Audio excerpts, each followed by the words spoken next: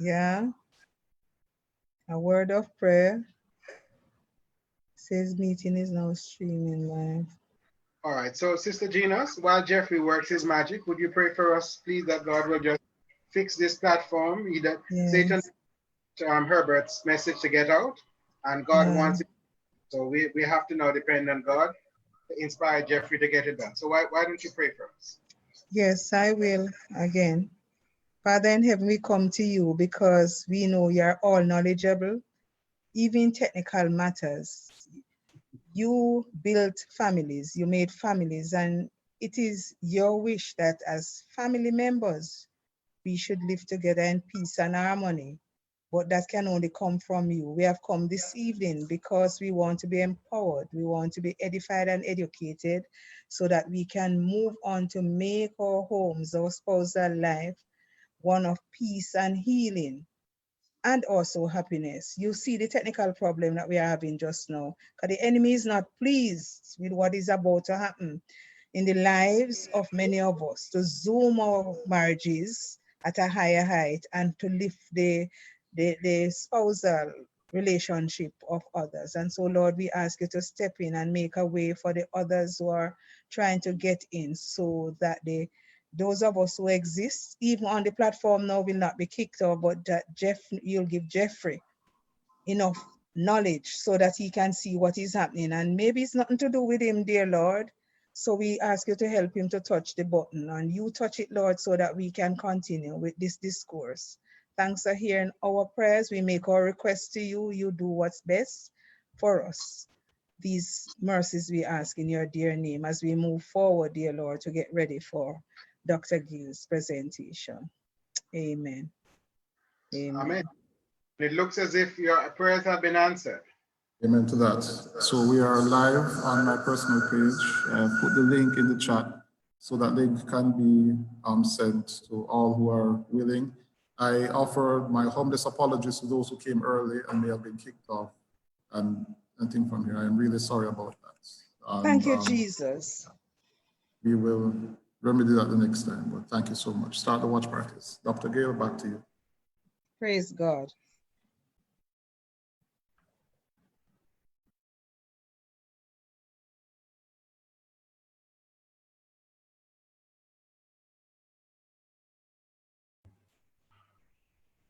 Okay, can you hear me? Yes, we can hear you, Dr. Gayle. All right, good. All right, so let me go back to the slide. Okay, we're not hearing Jeffrey. All right, so let's just start from the beginning, and I'll take you through very quickly. So we started out with a set of true or false that are 5 central areas where people have a lot of myth surrounding how men and women behave. Doc? Sorry? Doc, hello, good afternoon. 1 minute, please. Okay. Can we just ask that if there are couples logged on with more than 1 devices, could you please just use 1 device so other individuals can get to log in? Thank you. That makes sense.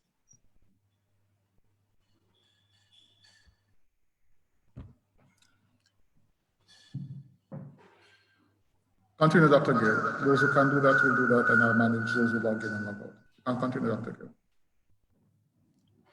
Okay.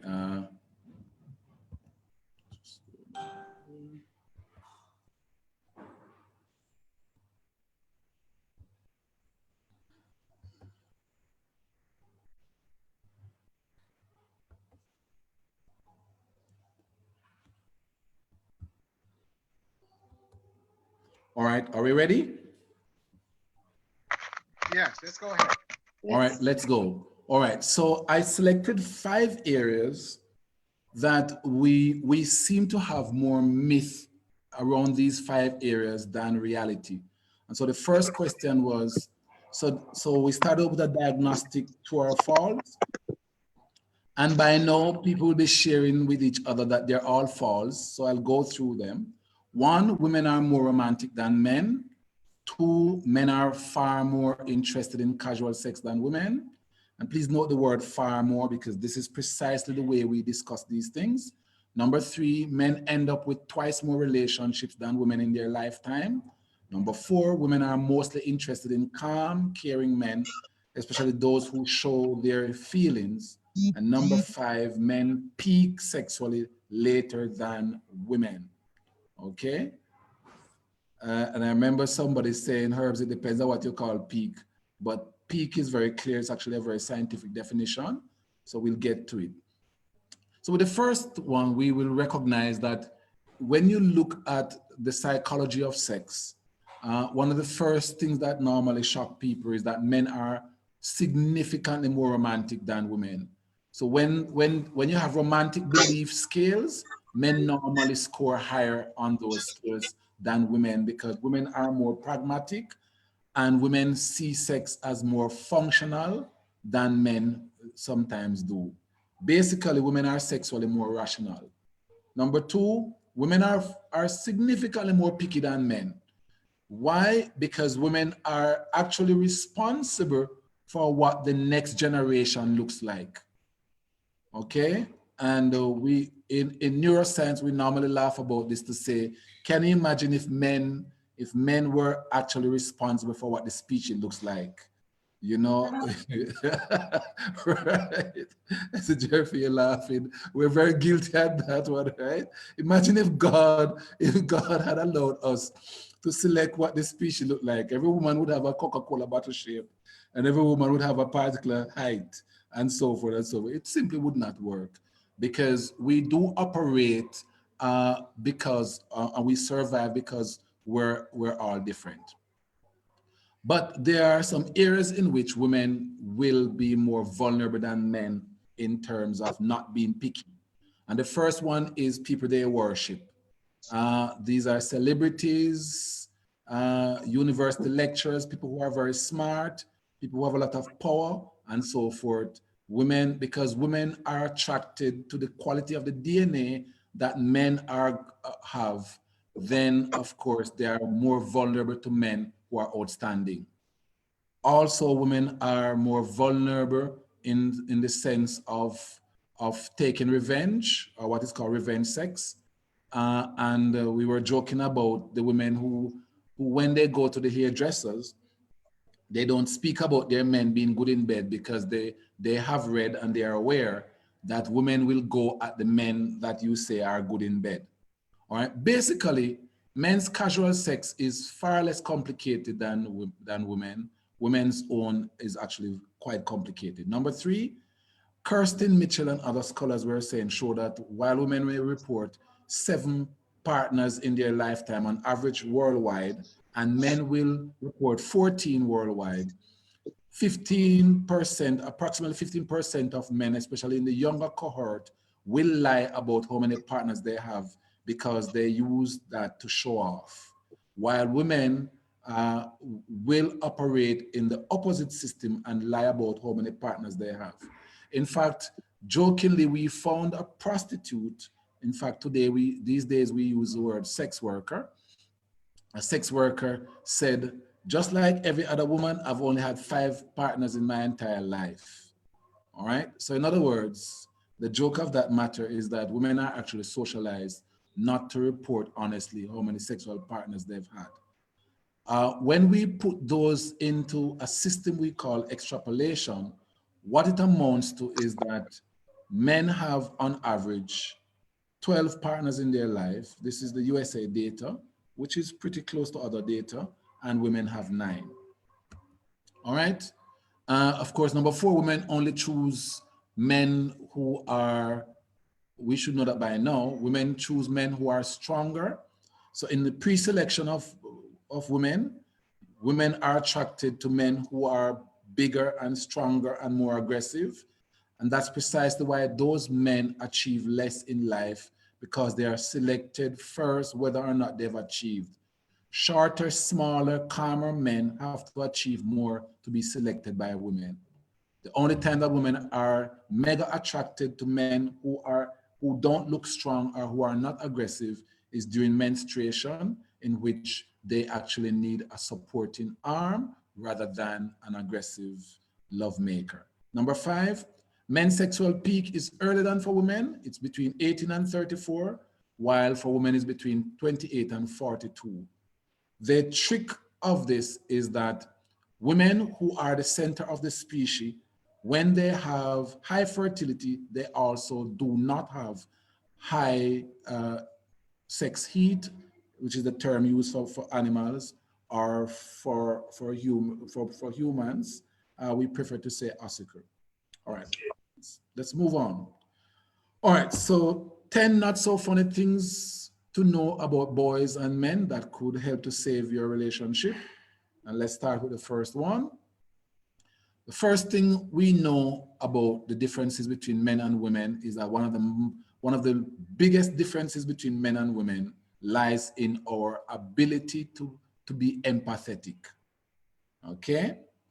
Now we're gonna look at, if we look at the diagram, the pictorials we have, and you will see that on the right side, you have the emotions of women. There are two things, distinct things to look at for women. The centers are smaller and they are far more. All right? The average male will have 2, and in the case of about 13% of men, 3 centers. They are found in one hemisphere on the right side. For women, there are between 14 and 21 neuropeptic sites of emotion. The challenge for men is that they need to be around women because they simply operate emotionally in what is called a binary. Okay? One of the things that men struggle with is the way how women treat men's emotion. If a man says, you know, I love you once or twice for the month, right? That's actually good because men are not like that. Men don't have the neuropeptic sites you see on the right side where they can tell you they love you, show you they love you, you know, and you get love, you get the manifestation of love in 1,000 ways. We're more binary, okay? We sacrifice ourselves and drive the old car and give you the new car. Don't ask us if we love you. You think it's because I love old car? We're binary. We sacrificed and we took the car where that is always breaking down on the road to make sure you have the brand new car. That's love. And so for men in their binary frames, quite often get in trouble with women. Women, on the other hand, manifest their loves in buying a car, doing a whole range of stuff. And sometimes for us as men, we find that suffocating because we don't understand why on earth you just told me you love me 15 minutes ago and you come back again. You don't think that's annoying? But that's how different we are. All right, so how do we create some degree of balance? Because there are 2 different sets of challenges.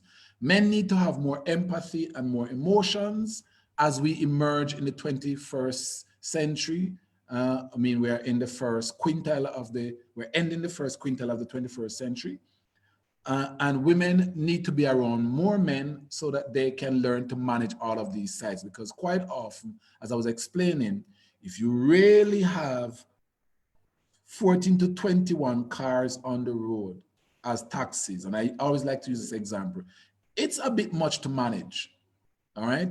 If you have a classroom with 21 children, for those of us who are teachers, you know it's a bit to manage. If you had a class with 2 students, 2 big, bright students like on the left side, that's easier to manage, all right? So ours is easier to manage, but it is not enough for us to be very civilized. Yours, as in women's own, is a lot to manage and sometimes make women a little bit too civilized and therefore not aggressive enough, and people push you over and so forth because you are full of empathy. What will the world think of me if I stand up for myself? Okay? And therefore, women benefit from being around their fathers or being very close to their fathers and brothers. Men benefit tremendously from being close to their mothers who have far more emotional centers and can teach them how to exercise empathy. Why do we not have a lot of empathy? It is very simple. If we had enormous amount of empathy, we would not be aggressive enough to A, protect women, and B, provide. Okay, those two primary out of the 4 roles of men as fathers, let's go through them. Number 1, protection because we're 17% bigger than women, right? Provision, we're better at providing because we don't produce and reproduce at the same time. Always fascinates me when I hear women saying, we can outproduce men. How come? How are you going to do that? If I'm employed to do one thing, which is to provide, and you are employed to produce and reproduce, how are you going to be able to drop what are you going to do with yourself to be able to compete with me as a producer? The human species, God created us that we have different advantages and disadvantages, which when pulled together, we make an absolutely fabulous united front. The problem we are having in the 21st century, both men and women think that it is cute to be competing rather than harmonizing. So men need much more empathy, but we can't have too much empathy because if we have too much empathy, we won't be able to protect our families. Every single male you know, including our nice pastors who preach every Sabbath, if you provoke their family, they are going to get aggressive. It is simply the norm that God has created. We are the ministry, not just the minister, we are the ministry of national security for our house, okay? So therefore, men find it easier to kill. Women can read, and let's look at reading faces. Because women have 9.4 times more white matter in the brain. I will come back to that. And we have 6.4 times more gray matter in the brain. And we'll also come back to that. We are better at concentrating on a single prey for a very long time. Those of us who go to do fishing, we can sit there all night fishing, waiting to catch this one fish. Have you ever been involved in the drama of taking women to fish for a night? It's hilarious. Nah, catch, I don't understand this. How do you men do this? Something must be wrong with you. You just sit here and no fish is biting. I want to go home. I'm from Savannah. I've been through this a lot because we're two different creatures. We can sit there calmly focused on that nice grouper, that nice 10-pound grouper that we promised to take home. And we'll catch all the small fish, but we're focused on that 10-pound grouper that we had boasted that we're gonna take home for mommy before we left. And we are not leaving until we get it. That's gray matter. But women can multitask and see all the dangers around them all at once, which we certainly can. Women can read the faces. If you go into a classroom, one of the first things you recognize is that the male teachers punish everybody. Why does he punish everybody? Because he really can't find out by looking at them which one is guilty. Okay? Women are much better at reading faces. When brothers lie to sisters, women literally know your line and pretend they don't know your line and give you a break because they're tired of you on the line. Okay? The research will show that women can lie better than men. Men are very poor at it because in the same way we cannot detect what's happening on people's faces very well, is the same way we cannot detect whether or not people are detecting us. Okay? So we're different and complementary. Let's move to number 2 very quickly. Women speak 3.125 times or 3.18 times more than men per day. Okay? And people will tell you, the research will show you that female teachers make excellent wives to men who do not like to talk a lot because they've burnt out their words at school, and when they come home, they really don't want to talk a lot, and therefore the couple will just sit quietly and watch their movie and so forth and have fun. So even that compatibility is important. Accountant wives who are extroverted don't do very well. I know I'm not throwing stones now, right? Accountant wives don't do very well with men who do not like to talk because they sit in a room all day with their thousands of words all pent up. And when they come home, the research shows that they like to share all that happened today because they never had anybody to talk to. Not like a teacher who spends half the day saying, students sit down, students behave yourselves, students, can you see the chalkboard? Dave, behave yourself. Jeffrey, behave yourself, right? Okay. Now, if you look at communication, there are two unique things about female communication. Not only can women talk much more than men, but women enjoy talking more than men. Okay, and it's a weapon that we have to look at very closely. You may not realize, but if you go to the WHO and click different types of violence, you will recognize that the mouth is actually a violent weapon. It comes under psychological violence. Now, I have counseled a lot of families in which the woman talks the man into the ground. As soon as he gets up in the morning, she's in his ears. As soon as he gets to bed, he dreams about her talking. We've actually had men draw their wives, and they draw their wives with a big mouth.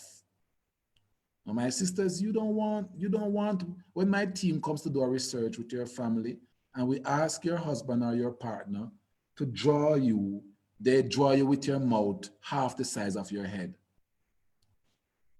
And this is because women have the capacity to out-talk men completely.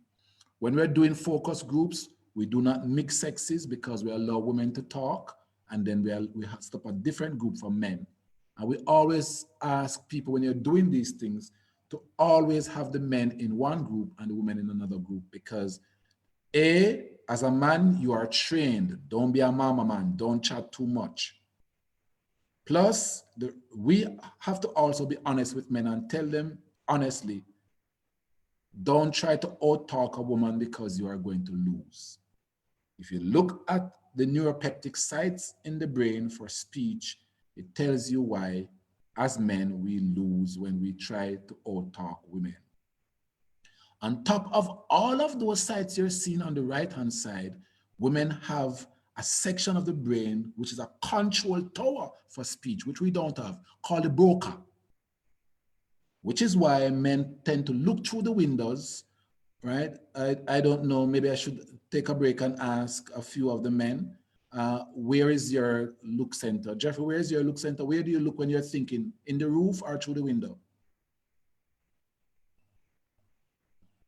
Every single man has a look space for thinking, because we don't have the communication power. We look on a spot and use it to think. Which one is yours, Jeffrey? Through the window. All right, you're a window man. Okay, I'm a roofie. I look in the roof, right?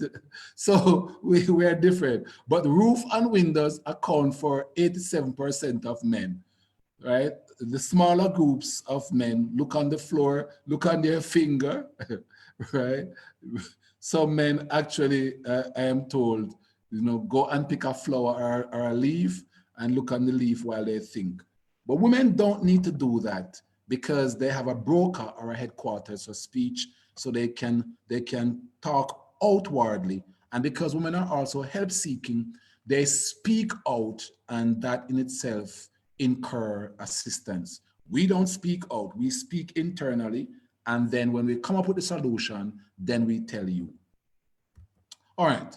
So if you look at Barbara Pease, much of her work, you'll find she's one of my favorite lecturers. She will tell you that women speak out their needs, right? And men hide their feelings. Why do we hide our feelings? Let me give you a big one. They switched over the male bathroom to the female bathroom in my faculty. But there was a camera, there was a mirror right at the urinal left. So there was a mirror, they put in a urinal, removed the toilet because they're switching over male bathroom to female bathroom. And some wisecracker left the mirror right at the urinal. You know that no man at all will use that. Right? No man wants to know that his neighbor's penis is bigger than his. No man wants to know that the neighbor is more powerful, is stronger, and so forth. We take these things very seriously because that immediately becomes a threat to us and our families. And that is precisely why we don't show our feelings, because if we show our feelings, then, you know, we will be putting ourselves in a space of vulnerability. What I normally say to people is that we have to find a space where we can show our feelings. If that is your bedroom, it is a sacred space. But when you're on the road, you have to be Machiavellian. You can't protect your family by being, you know, all weak and try to make yourself puny because a group of people says, I want to see your feelings. You do that in a safe space where the people around you can protect you. Okay, let's go. Number 3. This may come as a shocker to some persons, but men don't see well peripherally. We really don't see well to the sides of us. Women have a greater variety of cones in the retina and a wider peripheral vision than men. As a nest defender, a woman has brain software that allows her to receive an arch of at least 45 degrees clear vision on each side of the head.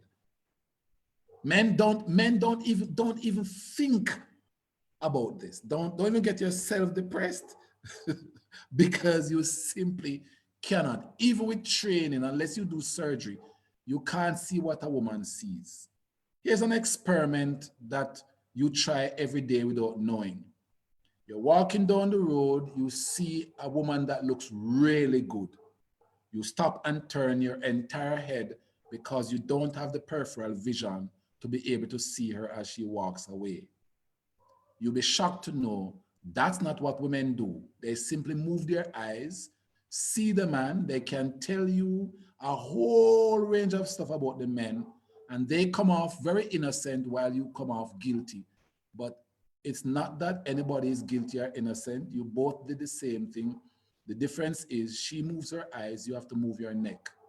So you are guilty, Jeffrey. So when a woman becomes pregnant, the brain pulls the eyes back in a way so that a woman can see even more. And by the time a woman has a baby, she can see close to 100, basically 172 degrees. Which is why, if you remember growing up, everybody, your mother will say, Yvonne, pick up your socks. And you're like, but this woman didn't even move her head. How she know? Claudette, sit down. Huh? She didn't move her head. Ken, what are you doing? And she don't move her head. Because as a young girl, you can't see what your mother sees, because once she becomes pregnant, the brain adjusts her eyes so that she can protect you. Do you see how powerful God is? Let's go. Number 4. Men and boys do not always hear well. I am certain that a lot of people are going to think, isn't that an excuse? It is not an excuse. It's actually science. Females hear better and can distinguish voices in an environment that are confusing to men. Did you know that boys do better in boys' schools? Did you know that girls do well in any school? Did you know in an inner city where gunshots are firing and dance hall is playing, a girl can study? Did you know a boy can't? He is going to struggle. If you look at the boys that I have who've come out of inner city and violent and noisy communities, the ones who've done really well have spent enormous amounts of time in the library at UWI or in Tombre-and-Combe or any library, because they know when they get home, they just can't deal with the noise. That is not how a female's brain is wired. Put her in the midst of noise, she can screen out that noise and read her book. Absolutely fabulous brain that a woman has. But there's a disadvantage. And women, we have to talk about this disadvantage. Once you have a baby, the brain stops you from sleeping completely.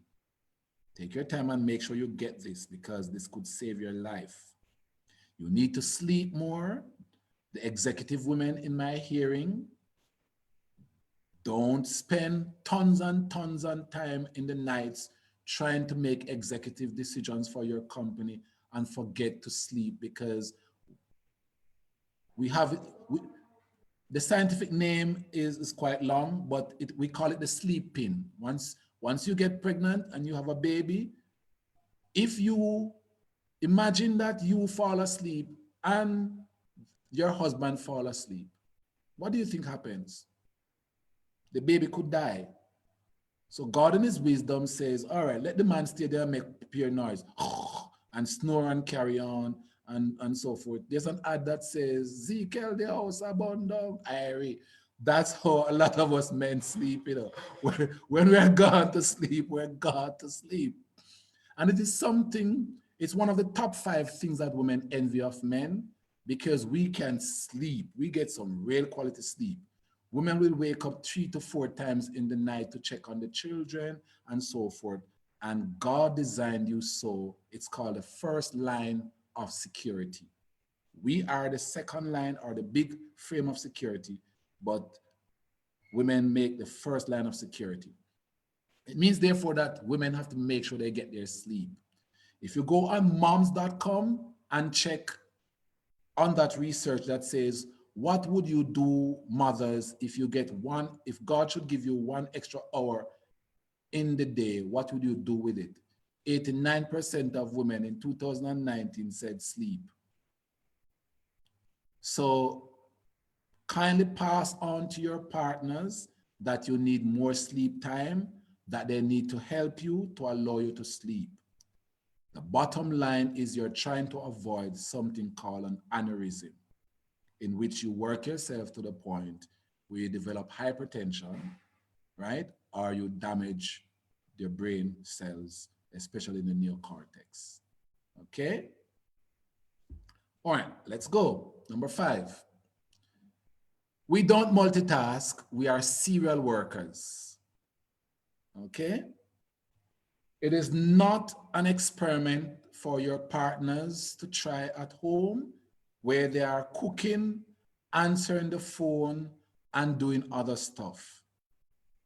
I had a friend of mine, she sat to me one day and she said, Herbs, find a good excuse for the man them for me. I said, okay, sweetheart, what excuse I must find?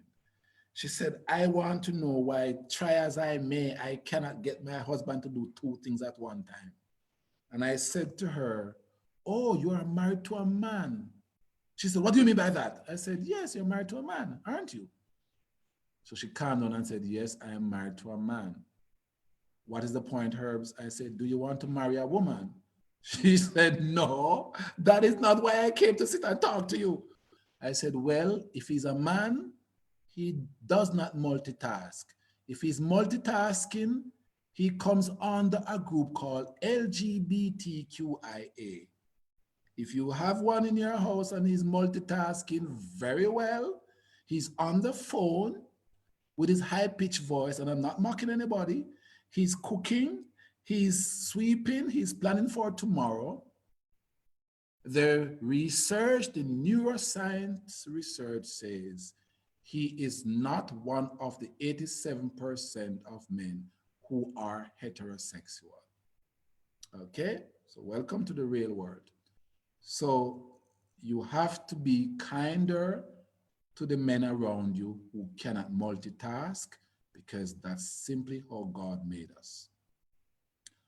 Why can women multitask? 85% of the brain sites of women can be activated all at once, compared to, and Jeffrey, cover your ears. I don't want you to feel too embarrassed. 15% for men. So men, only 15% of your brain can work all at once, compared to 85% of women at the same time.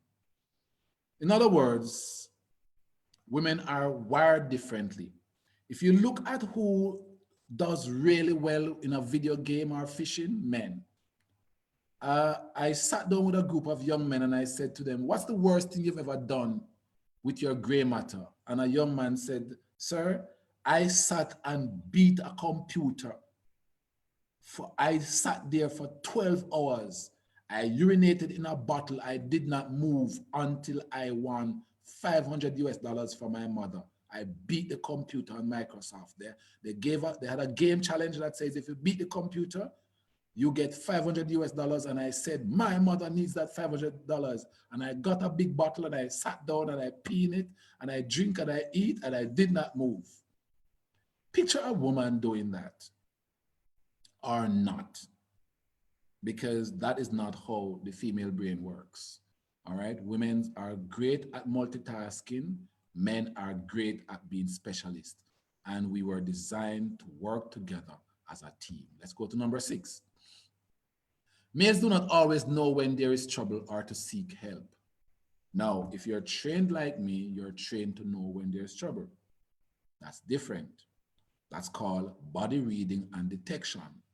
And women are far better.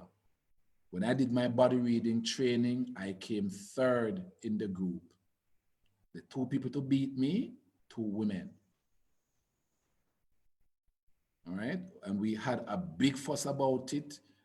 People were shocked. A man made the top 5. They actually posted it at, at the university.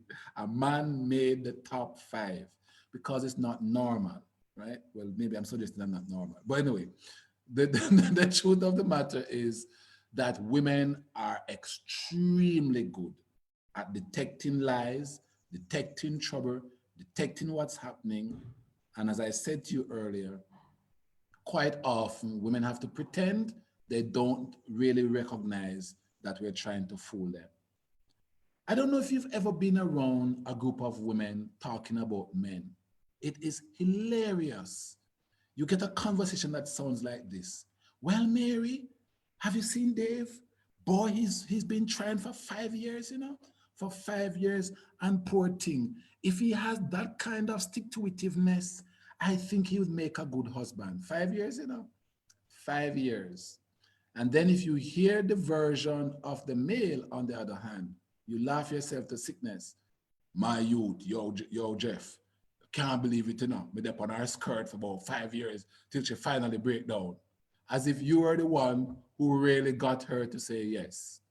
When she and her friends had a long meeting discussing an extremely meticulous pre-selection list. Well, Jeffrey is not so bad looking, him very bright, him have a good work attitude, him have manners, and so forth. Yeah, man. And you now think that you did a good job. Literally in 87% of cases, women's intuition, women's sense of knowing things, and actually maximizing the space of their brain make them become better at selecting partners than men do. Even so, women still select some bad partners sometimes. All right, so what is déjà vu? Let's quickly tell you that. The female brain is so powerful that it records tons and tons of material that is an overload, which is then sunken into the subconscious. Because that is happening, your mother will say to you, Herbs, I don't think you should go on the road tonight.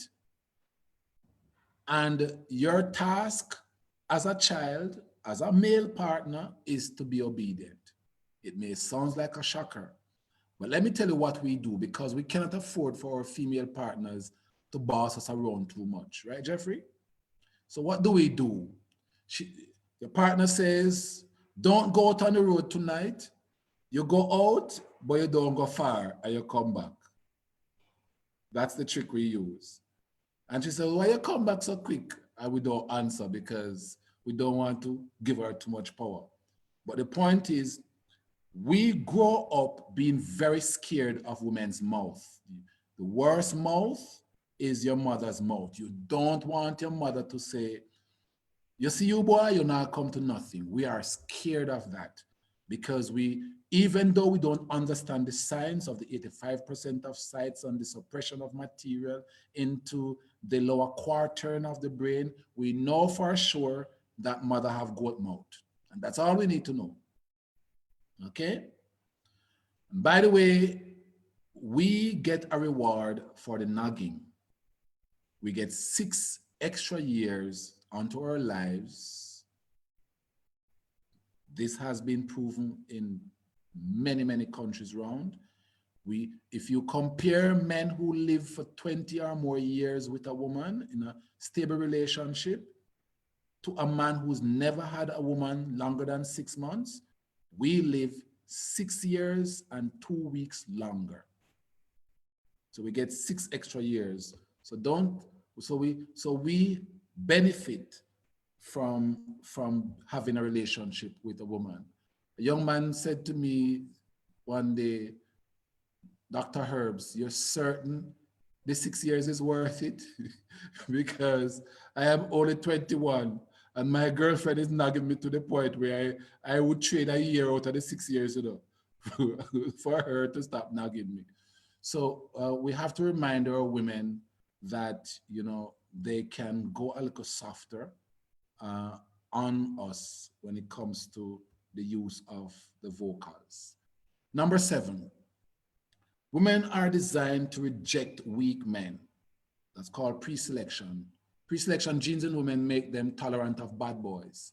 Aggression means protection of women. However, boys' 12 genes of aggression must be focused by women.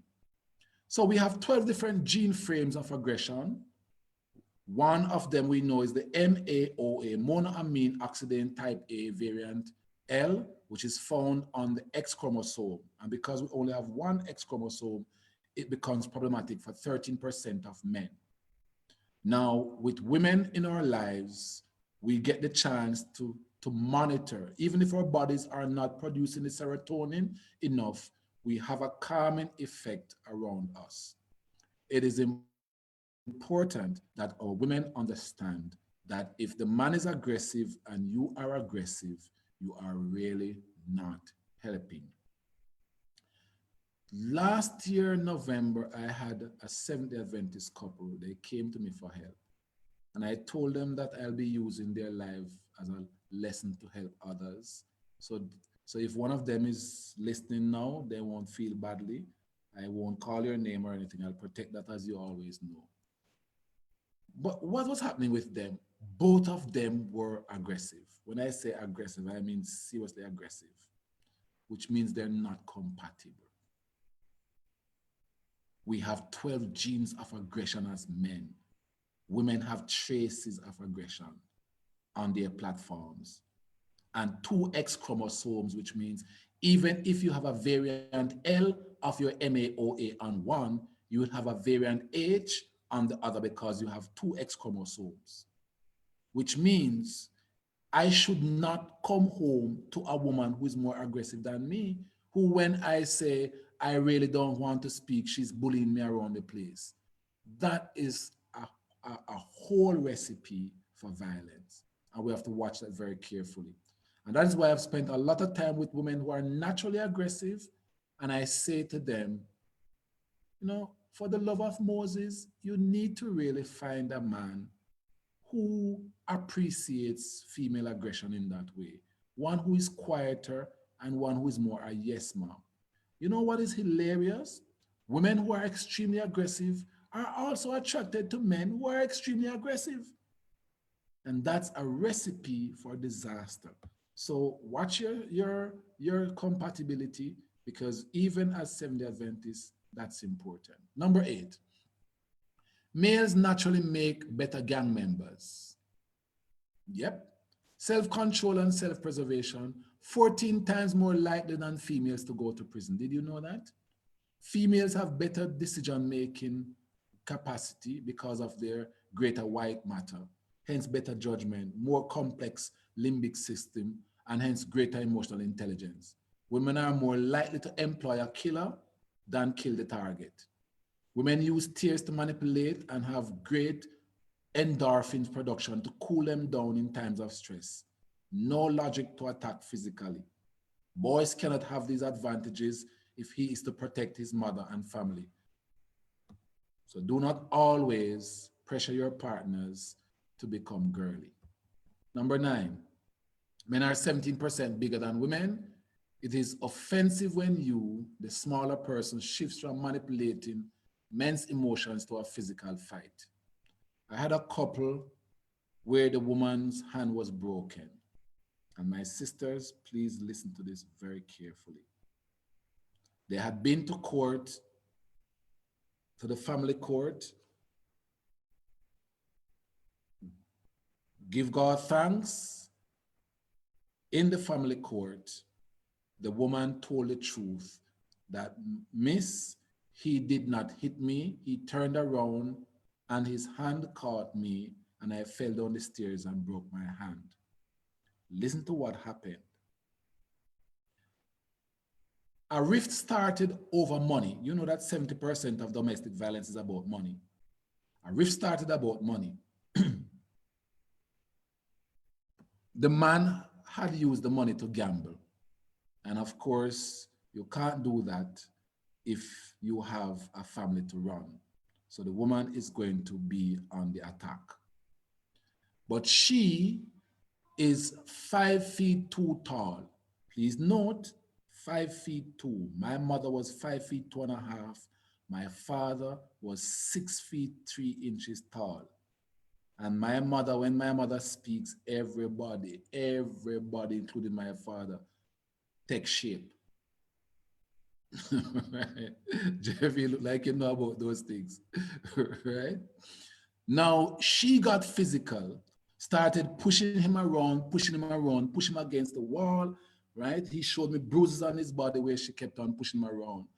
Did you know the man finally turned around and said, what? And she fell down the stairs? And I don't think, and when I asked of her, how long were you harassing him physically? 30 odd minutes. Imagine a woman 17% smaller than you are, or in the case of this couple, 25% smaller, jumping up in your face for half an hour, pushing you around the place for half an hour. And it is something I am not suggesting that women are responsible for or to be blamed for men battering them. I am saying quite the opposite. We know for sure that a lot of the cases in our homes, the men are aggressive and they batter the women. The problem we have is that a lot of women feel empowered without the tools. I'm going to take you down a very sad road, but stay with me a little bit. I worked with some Palestinian children when I was in London, and I asked them, these were kids who were in care. And I said to them, tell me your story with you on the Israelis back in Palestine. These were kids who were throwing stones at people with guns. Picture this. You have a few rocks. You're throwing it at people who are armed with 45s and rifles.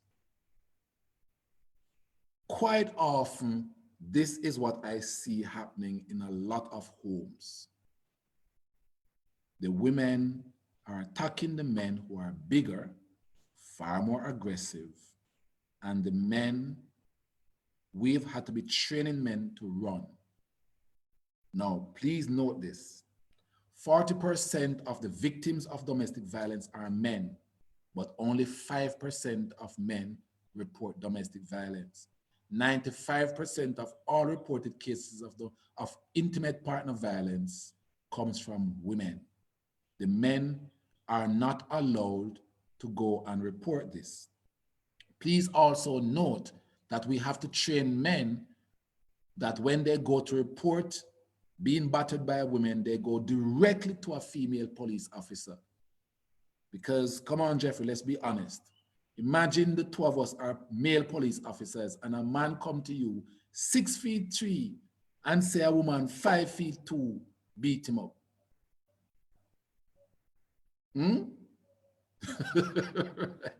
You can see the problem, which is why we tell men to bypass all the men. Don't go to the men who already have issues. Go directly to a woman who will look objectively at what had happened. So in other words, the research says that women are 1.6 times more likely to start a fight and then lose the fight. Remember, we don't hear these things in discussions of intimate partner violence. Intimate partner violence discussions can be summarized like that. In fact, when I'm finished, be very idle and put into Google domestic violence and see what comes up. A man beating a woman, full stop. The discussion is done. That's not research. Research says that men account for 40%, that women actually start the fight 1.6 times more than men. The problem is men are bigger.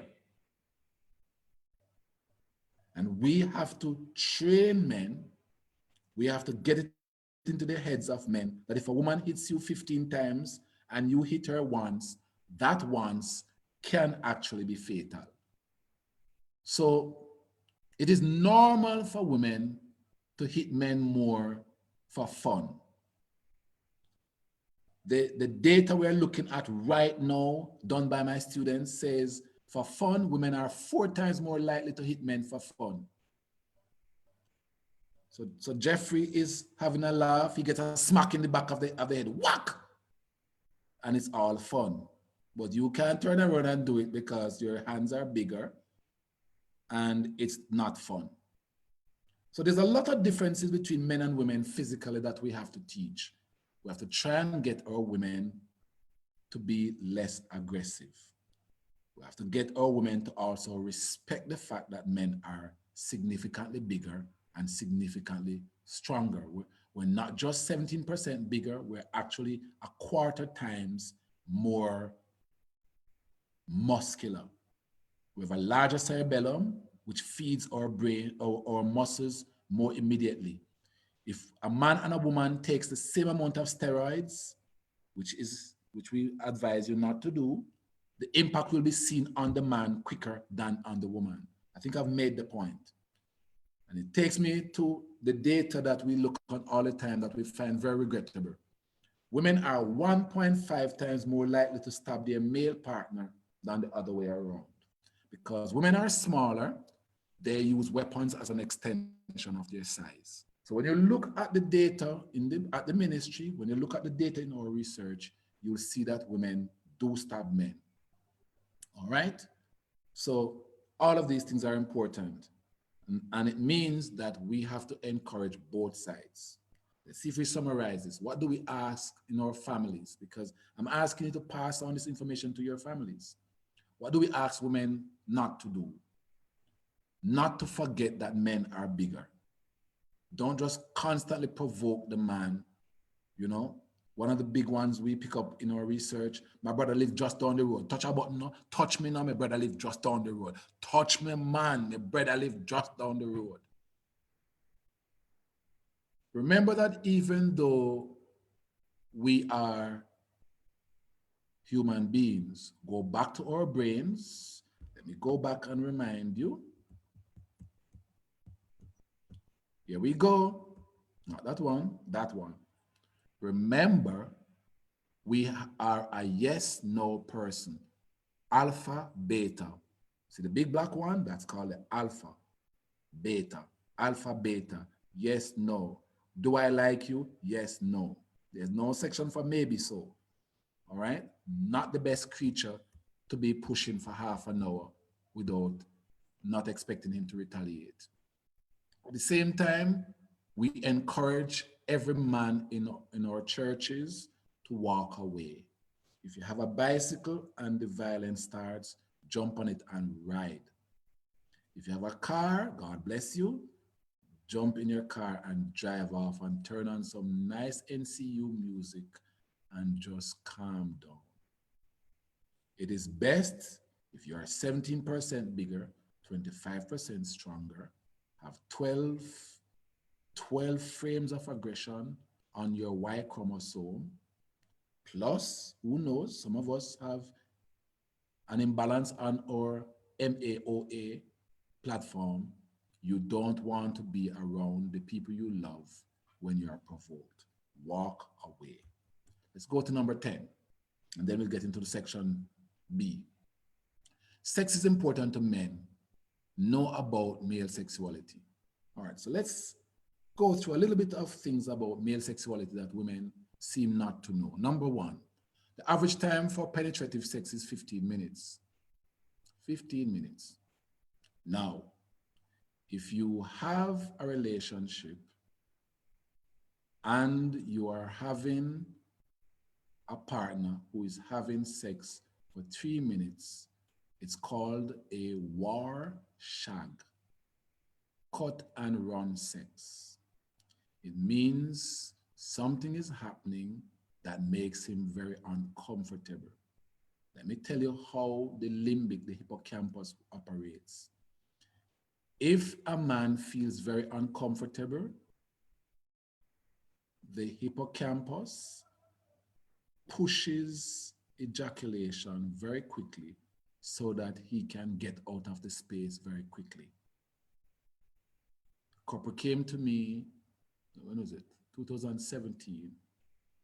And the woman said to me, he used to, my husband always threatening me, Herbs, always threatening me. And one day I told my ex to just see him on the road and just rough him up so he know himself. And from that day, Herbs, he's been having sex for 3 minutes, no more than that. And I had to explain to her. She said at one point the man heard a knock on the door in his own home, you know, and jump up. All right? So when a male feels threatened, the sex is very short. Number two, talking during sex can distract men. You saw our brain, please. Don't talk. Unless the talk is saying, yes, go on, Herbs, yeah, do your thing, go on, Herbs. Right? Jeff, why are you laughing? Unless it is complimentary, talking does not help.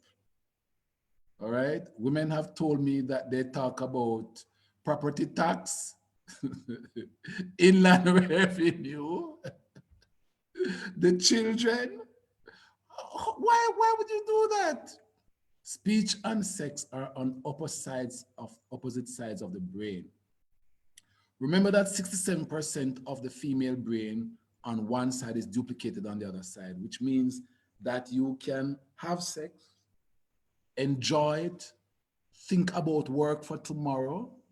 You can do a whole range of things at the same time. Please remember that we cannot do that. Okay? Number three, males produce 20 times more testosterone than women, but it is absorbed back into the body very rapidly, leaving only 8 times more than women on average. Okay? So at the end of the day, even though we produce 20 times more testosterone, at the end of the day, we only have 8 times more than women. Okay? Number four, testosterone is produced between 4 and 8 a.m., reduces around children and increases around women. So if you're a male teacher, or if you operate a school, as soon as the male teacher walks into the classroom, if he's a normal male, his testosterone is suppressed. When you leave males with children, let's take this new fashion, this new fad that's all over the place now, stay at home dads. Man, I had a presentation last year on stay at home dads, and some people were cray-cray at the end of it, because if a man stays at home, is a stay-at-home dad, his testosterone is going to be reduced, because testosterone feeds adrenaline and other areas in aggression. These are Y chromosome enzymes or chemicals, so they are reduced around children. So if you leave the man and go to work with 2 or 3 children, when he comes home, you have to give him time for the testosterone to build back. The other thing you need to know is once you get past age 45, between 4 and 8 a.m. is going to be your best sex time, because that's when you're producing new testosterone. When a male testosterone comes down rapido, he gets an erection and he gets up in the morning at 4 o'clock or so and head to the bathroom to urinate. Okay? And then he says, mom, mom, mom, you know it's your time. Okay? Men go deaf when they climax. Did you know that? People are laughing. We actually go deaf when we climax, which is why we normally recommend to men stop being Joe grind, let me use a Jamaican word, and going into people's houses and making all of these things, because when you get to that point, you are deaf. It's going to be back to the Irie FM ad. Kuya who turn off the radio, Irie. Because you really can't hear a single thing. When a woman is at orgasm, she can still hear 6 children's voices and distinguish who they are. See how different we are? Okay? Men need to dump testosterone. Talking about prostate cancer now. Prostate cancer, one of the biggest killers of Black men. Prostate cancer. Men need to dump testosterone. You know, as I sat with a friend of mine who's done 40 years working with elderly people. His PhD is in studying the aged. Kudos to her. Don't know if I could do it, but we're all different. Now, what she's found, so imagine having a PhD in sex among old people, right? And I mean, that's kind of interesting. What she found was that a lot of men, once they pass a certain age and they've lost interest in sex, they no longer visit, take care of, even talk about their sexual health. And that is actually something. In fact, we're struggling in Jamaica to get men to actually go and do a prostate test. Remember, the surest test, my sisters, and you have to, when you leave here, make sure your partners go do their test. The surest test you can do. Somebody's microphone is on. I don't know if it's the test causing it, but the surest test is not the blood test. It's the one in which men have to subject themselves to a finger up the anus. That's hard for a lot of men, especially us Black men who have problems with our masculinity. Our masculinity is a little bit more fragile than others because we've been through slavery and we've been through a lot. But my sisters, you have to encourage your partners to do their test. Okay?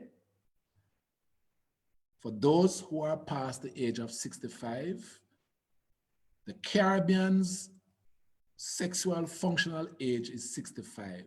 For Europe, it is 58. We get 7 better years, Jeffrey, than the European men. Big up yourself.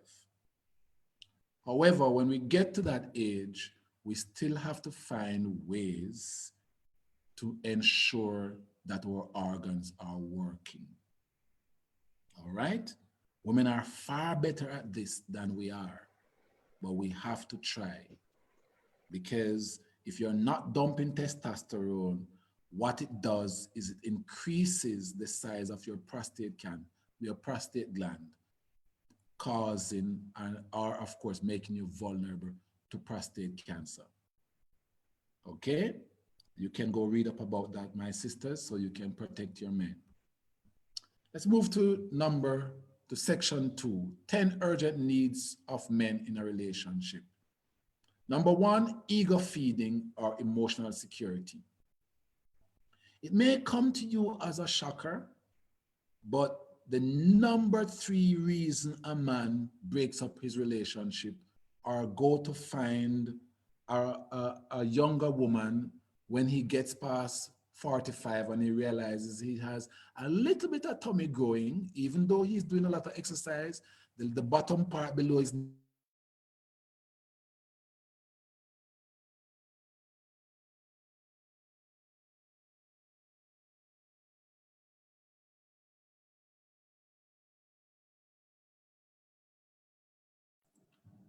Can't hear you. a pat on the shoulder, you know, Oh. during sex, commendations that, yes, man, you still can turn up the thing, right? Men require ego feeding, and that's the term they use for it.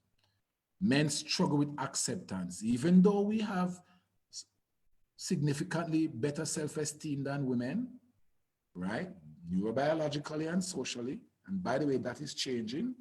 There are some studies now showing that a lot of men in the Caribbean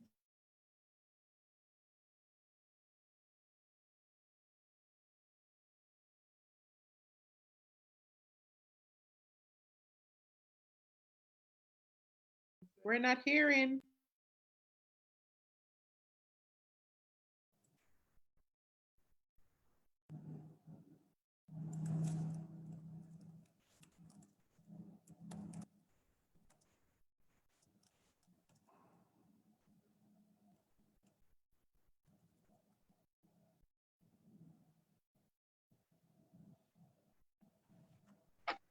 Can't hear you. Yeah, Dr. Gayle seems to have frozen up. I don't know if it's his phone or his video. I had it. Well, Jeffrey, this Right. is good. So when he starts, you have to tell him to rewind. I will, yeah, because he just crashed altogether. I'll wait to see for him to log back in. So how you feeling, Errol? I'm listening. Oh gosh, this is something. I'm glad I'm here.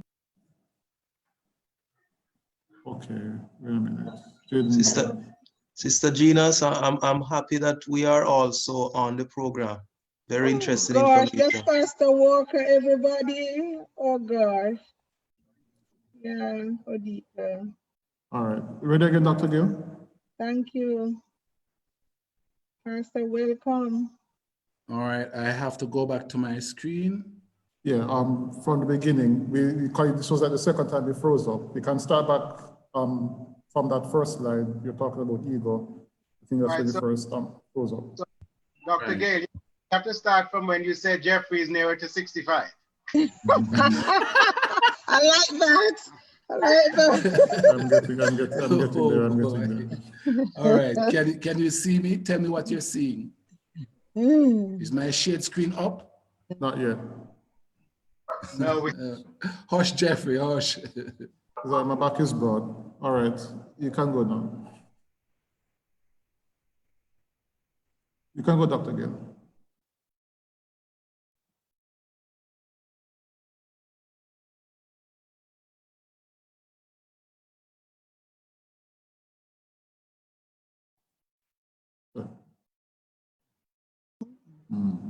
Trying to find the left off. That's very strange. Well, we probably need a second prayer, Errol. Let me try something. too good. Probably need this back again. Hmm? That's back. Unmute.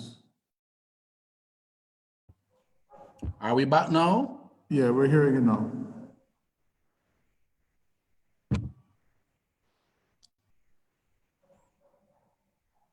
We're hearing it now, Dr. Gayle. All right, try it again. Can you see my screen? Yes, 10 urgent needs of men in a relationship. Jeffrey, can you see my screen? We can see the screen, sir. We can see the screen. Excuse me. We see the screen. Can you hear us? Can I start? Yes, you can start.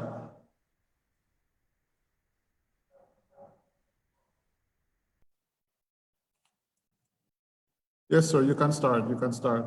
Not sure why not hearing me.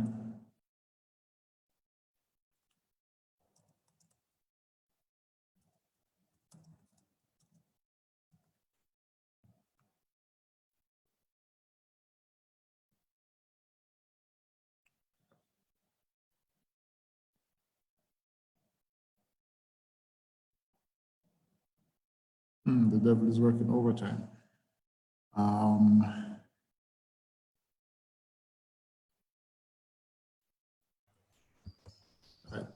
I can hear you, doctor. We can hear you, like when you start sharing this, like it freezes up as if there's something wrong with your internet connection. Yeah, it's saying to me that my server, my flow server is not doing well. Can you hear me though? We can hear you now. All right, and can you see my screen? Yes, we can see your screen. All right, let me press on then. All right, so we're saying 10 urgent needs of men in a relationship.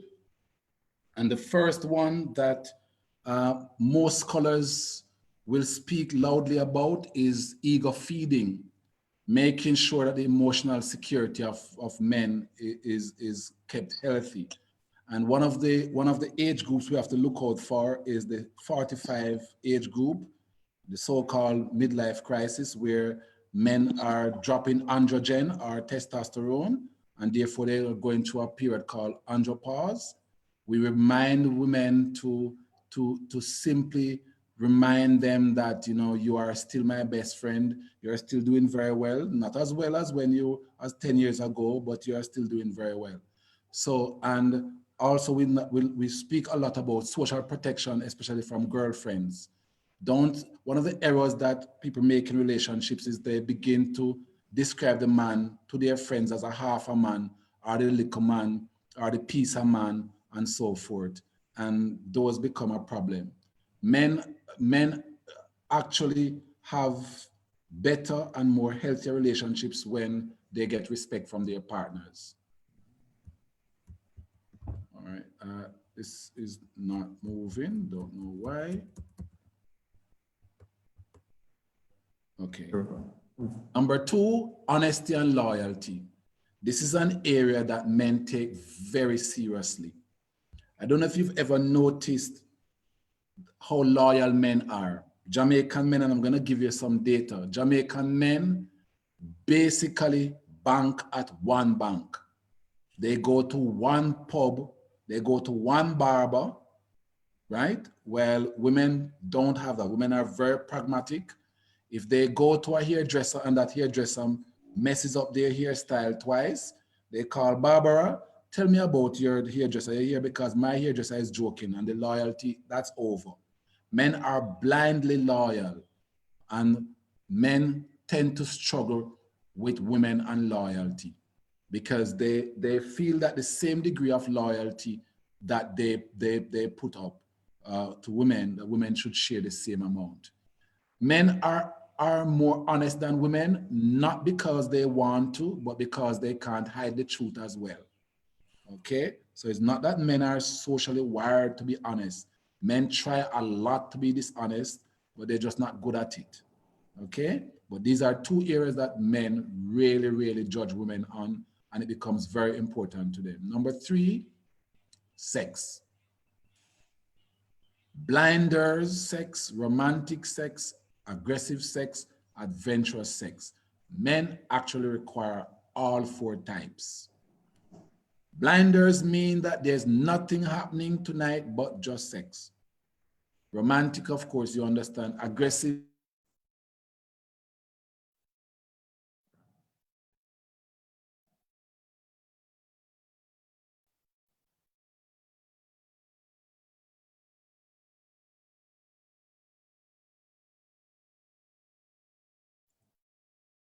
Got flow strikes again. Wear all nighty and draw all slippers around the house. Men are very physical people. We require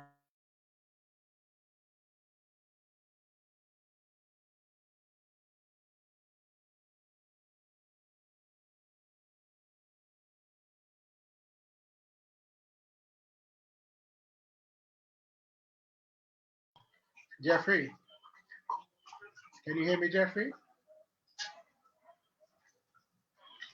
Seems like flow is striking again over Brother Gayle's side. Yeah, Jeffrey, I'm going to suggest that when he comes back Come on, on. tell him not to use the screen, and just tell him to present. Yeah, present without the video. Okay. No, without the screen. share the screen sharing. I think the screen share might be the whole point, especially for Facebook. Well, we'll see. Maybe ask them to turn on the video as well. Is it? Oh, because he's not even online. Oh, there.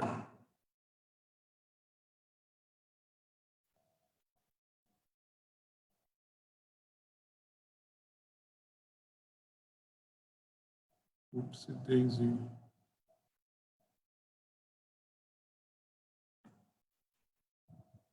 Okay, we have a little situation where he would drop offline and we're back at 100 participants. So someone will have to exit in order for him to jump back on.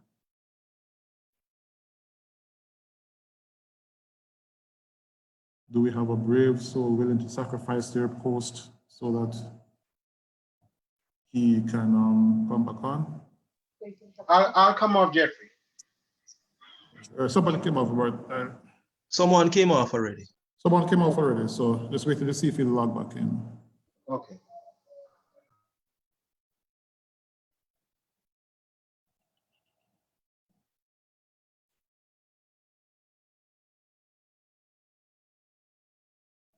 Let me try to call him.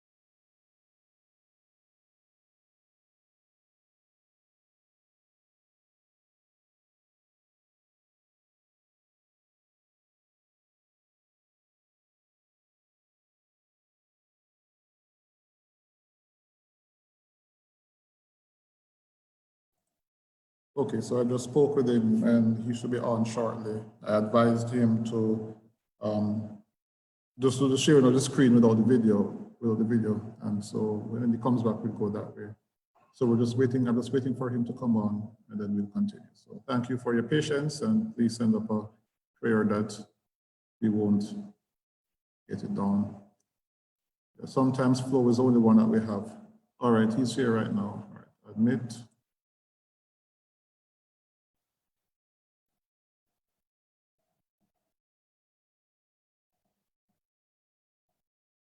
Dear Brother Gayle?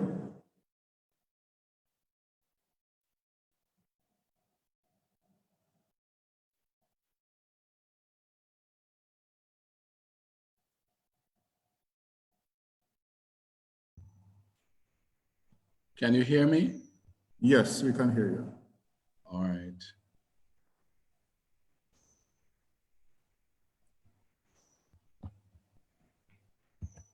All right, so try to share the screen without the video and that hopefully that will give flow a little room to maneuver. All right, the share screen is not coming up, so I'll just continue.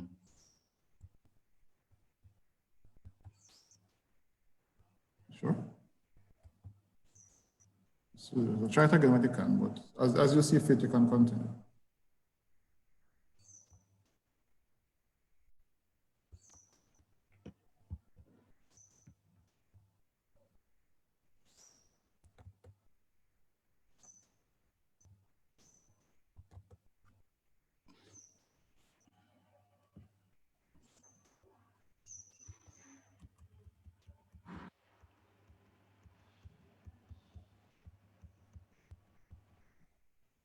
All right, can you hear me? Yes, sir, loud and clear. All right, let's go. All right, so we're saying that number 1 is ego feeding, number 2 is honesty and loyalty, and number 3 is about sex. And it's one of the highest complaints from men that their partners stop looking pretty. In fact, one man recently said to me, not a Seventh-day Adventist this time, said to me that from the day they got married, he's never seen his wife pretty again, because she tell her friends, me get the ring when I bother myself both for. But women have to remember that men are very physical creatures. We like to see you pretty, okay? So if you stop doing that, you are not triggering us. Let me tell you a little bit about something that researchers and neuroscientists call the rooster effect. A male at 28 years old, which is the peak of male sexuality, right? 28 years old, can only have sex 5 times in 24 hours, but he can go beyond that number if the woman does a lot of varieties, which means that we do get sexually bored, even though we may not say it to you. Okay, number 4, communication. The fact that men do not speak as much as women do not mean that we do not communicate. We communicate a lot with our bodies. Men use gifts, physical protection, a lot to say how much they value you. Remember that body reading covers over 70% of human communication. It's not the words that we say that means the most, it's actually our actions. And men burn 1.5 to 1.6 times more energy than women do. So we use a lot of physical attributes and manifestations to profess our love to you. Physical attraction, number 5. All right, makeup and good hygiene are central to men as animals to maintain attraction. One of the cruelest acts women do is to look nice during dating and then to change to blah after marriage, which we've been through. Number 6, care, nurture, and affection. Women need to feed men. It doesn't matter. I have a brother who's an executive chef. Okay, he cooks a lot for his family and his wife enjoys him cooking. But if you sit with him and ask him, what is a beautiful day? He describes his wife providing a meal that doesn't taste as good as his because he's an executive chef. But he rather have the food that doesn't taste as good as his because he's a man. He still sees that as being central to love. And that is why research has shown that a lot of feminist sisters don't do well with men. Let me say it again. This is not what Herbert Gayle is saying. It is saying that a lot of women who maintain a non-stop campaign about the rights of women and women's progress and nothing about men have major problems having relationships with men. Over 25% of the children of feminists say they prefer their helpers more than their mothers. 25% of these women, these are my colleagues I'm talking about, women at the university and elsewhere, 25% of their children say they rather talk to the helper than to their mothers. It is important, if you are a mother, to have your campaigns, to fight for the progress of women, to do all of these things, and you have my complete support. But one of the expectations of both children and your men is that you feed and nurture them. They expect affection from you. And there's a difference between male affection and female affection. Male affection provides children and partners with a sense of security. When you run into a man, he has a chest. It makes a sound like that. You feel confidence and safety. When you run into a woman's arms, that's not what you feel. What you feel is nurture, a sense of love, a sense of affection, a sense of wanting to be touched and wanting to be here. And it is important. And that is the precise reason why we normally say to women, if you're having a problem with your mate, try and have a discussion with him. Do not deny him food. Do not deny him sex. Do not deny him touch. This thing, do not touch me. The research says it has profound effect on men. It's one of the most poisonous punishment a man can go through. He did you something and you're upset, and it is now day 2. It's gone into day 3, and you still tell him, do not touch me. In the research, men have said that hurts. Physical connection. Men burn 1/3 more energy than you per day.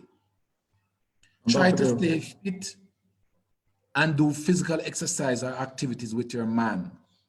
My sisters, do not talk too much or make it into a pastime.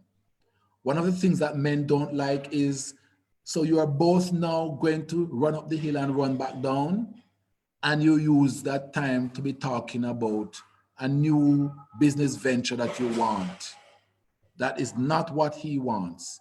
He wants, when you are riding, driving, jumping, running, playing with him, that is precisely what you're doing. We do not multitask. We do not have nice discussions about the church sister while we are having our physical exercise. We are trying to have a physical connection with you, not the church sister, not the tithes and offering, not any such thing that's going on at church, you. Mothers. Dr. Gayle, real fast. Would it be possible for you to send me the presentation? I can share it from my screen while you present, because people will like to see that visual here. You can email it to me or drop it in the chat. I am close to the end. So what I can do when I'm finished, I can send it to you, and you can send it to everyone. Okay. All right, as you see fit. Just if you think that's best for what you want to do, then that's fine. Right. Continue. I don't want to take the risk of disrupting again. Okay, no problem. Continue. All right. So men. So we're saying that it's important for men. It is important for men to have their women with them when they are doing the exercises. But there's a concern that's emerging in Jamaica that women find offensive when you talk about it, but we have to talk about it. We're finding a lot of our church sisters who are putting on weight rapido. And remember the Jamaican psyche, because we have been through slavery, already like a plump woman.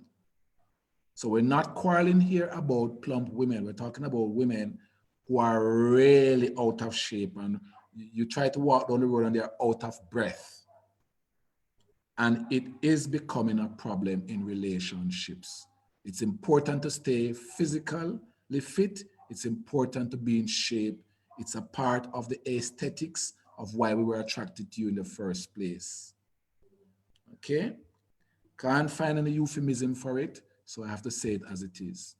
Number 8, men need space to be themselves and to link up with their friends and to burn off pent-up energy. Okay, some men like to go to fish, some like to go and play some domino with Brother Webby, and some like to go down to Brother Brown and so forth.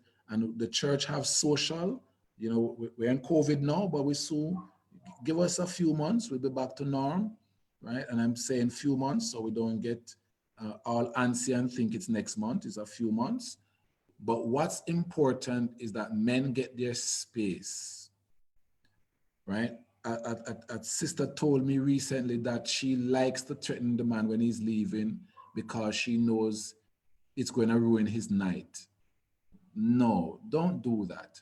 Allow the men to go out with their friends, with their brothers, and play games and so forth, because men have tons and tons of energy that needs to be burnt off. We are outside creatures, and we don't like to stay inside the house for too long. That is precisely why so many families are having problems now that COVID says all of you have to be in one small space. Number 9, be self-sufficient. Again, a harsh one, but men are not, most men, 85 to 90% of men are not attracted to women that they describe to their friends as ambulances. I don't know if people know the term, but anytime a group of men are talking and the man says, boy, my wife is an ambulance, it's not a good thing. It means that she wah, wah, wah, wah, wah, wah, wah, wah, wah, wah. Men actually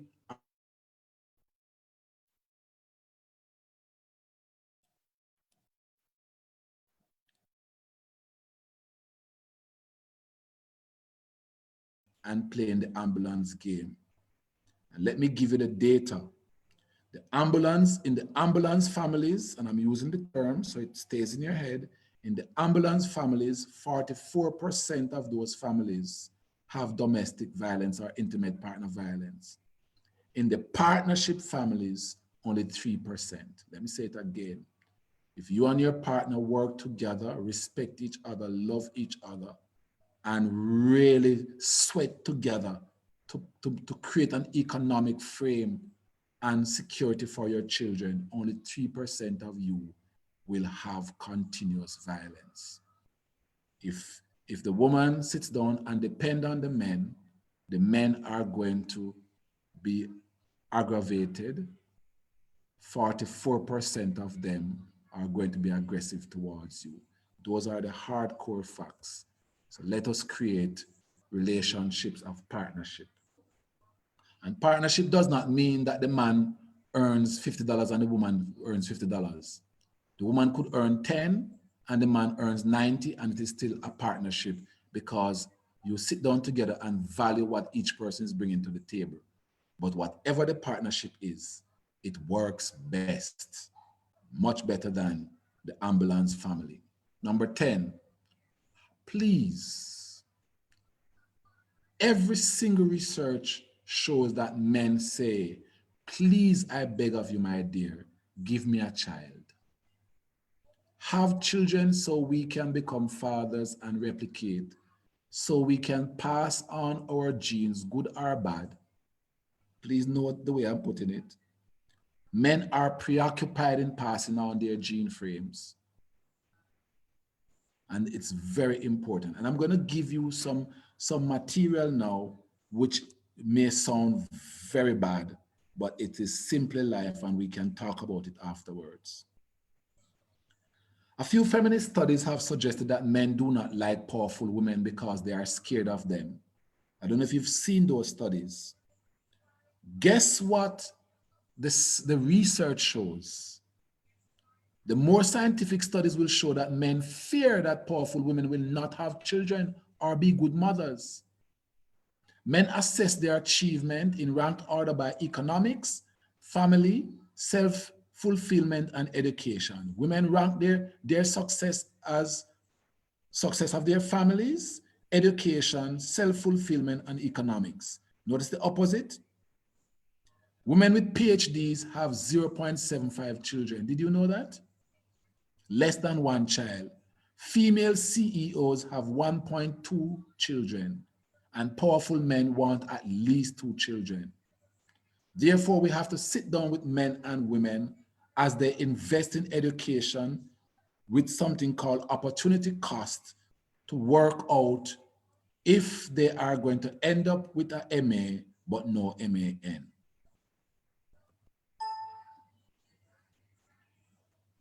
That is the crux of the matter. We've just completed a study that showed that a lot of women with PhDs, and I am one of the persons who encourage women every day, do as much as you can. Go on to PhDs, work. But we also have to educate our women to this simple fact. Women with PhDs score themselves lower for self-achievement than women with master's degrees. That was a shocker to us, so we wanted to know why. The women with PhDs, most of them did not have children compared to women with master's degrees. The women with PhDs and children actually ended up scoring the highest, even though the average for them was lower. What's the lesson in this? Balance. In church, we call it temperance. We have to find a way in which we begin to work with our families so that whether or not we invest a lot in ourselves, we also invest in our families. Love your families. Remember that both men and women have to live in a relationship with each other and a relationship with God.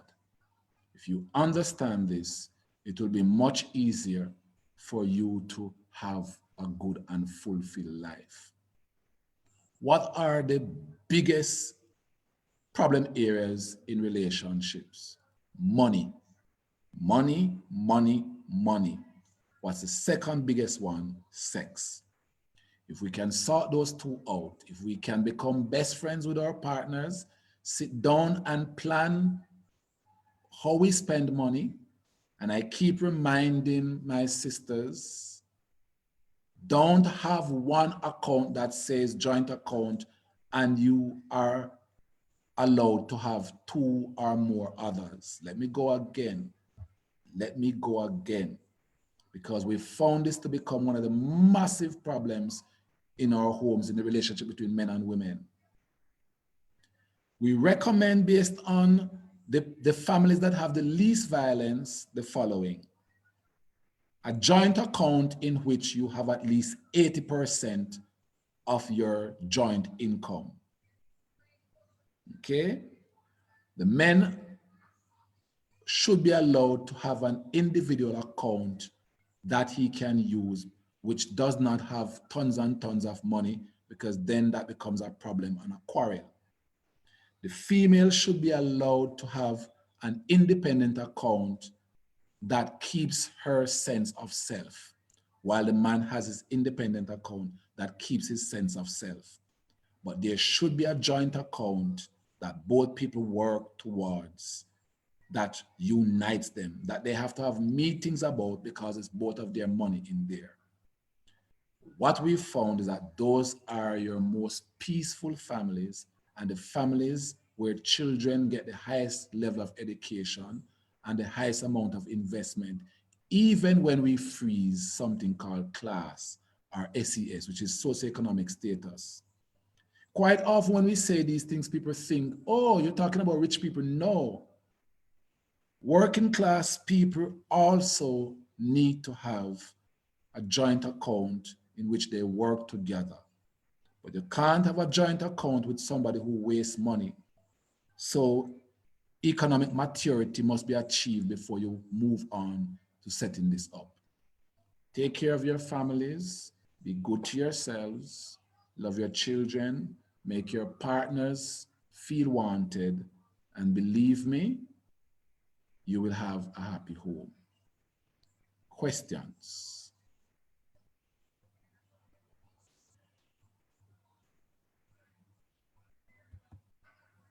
Thank you so much, Dr. Gayle. That was a wonderful, wonderful presentation. I speak for the persons here on Zoom and those on Facebook when we say thank you so much for your presentation. Questions, I'm going to ask those who have questions to use the raise hand feature. Right here, you should see an option in your participants or Zoom chat where you can raise hands. If you're on Facebook, you can type your questions as well in the comment, and I'll be able to read it and present it as here as well, and you can get the answers done. So again, those with questions, if you have any questions right now, please feel free. We can go about how many questions or how long do you have, Dr. Gayle? About how much time do you want? We can take a few. It's a matter of how long our system will stay up. Well, I mean, there's no time limit on my end per se, so it's a matter of what everybody's comfortable with. And if they have any questions. So as long as you're comfortable, you can let us know. All right. I see Errol's hand and Arnold Freckleton, Jasmine. Can you repeat the list of 10? Dr. Gayle, while we're here, you can just send me if you can send me the presentation so I can try to share it at some time. Yes, to show the list of 10. I'm doing that right now. It's sent to you actually. Okay, Mr. Coordinator, may I ask something for clarification? Yes, Mr. G. Should we allow the males to ask more of the questions, take them first, or do you have a pattern if the time is not sufficient, or what? Or it doesn't matter? The pattern right now is the hands that I see going up. I will take the ladies before the men. You would take the ladies, isn't it? I thought it was the other way around. I don't know. Remember, this is his needs, where the ladies are learning about what the men need. Okay, all right, okay. So, like I said, these three hands, like I said, Errol, Arnold, and Jasmine. Okay. And no questions on Facebook as yet, but I'll see them coming. So Jasmine first as a lady, and then I'll take Errol and Arnold. So Jasmine, I'm going to unmute you. You can ask a question. So this is Vaughn Thomas, husband of Jasmine Thomas. Okay. Just a very good presentation, really appreciate it. 2 points, I only make one, though. There's a screenshot that we took of the presentation that said that the frontal lobe evolved. I'd just like to suggest that we modified that part of the presentation to indicate that the frontal lobe was so designed. So God designed the man frontal lobe different from the woman's frontal lobe. Outside of that, I think generally very, very, very good presentation. The other point escapes me now, what I'll remember. All right, may I just respond to that very quickly? It's an area that the church seemed to be struggling with.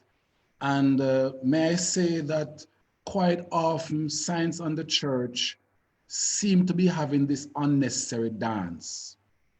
Okay? God created us to evolve. Believe me, we are nowhere near what people used to be in 1950s. That's evolution. The evolution we know about is Big Bang and all these foolishness. That's not the evolution we're talking about. We literally get better or we change. Sometimes we get worse too. But that is actually called social evolution, which is a different evolution from the one my brother is asking me to change.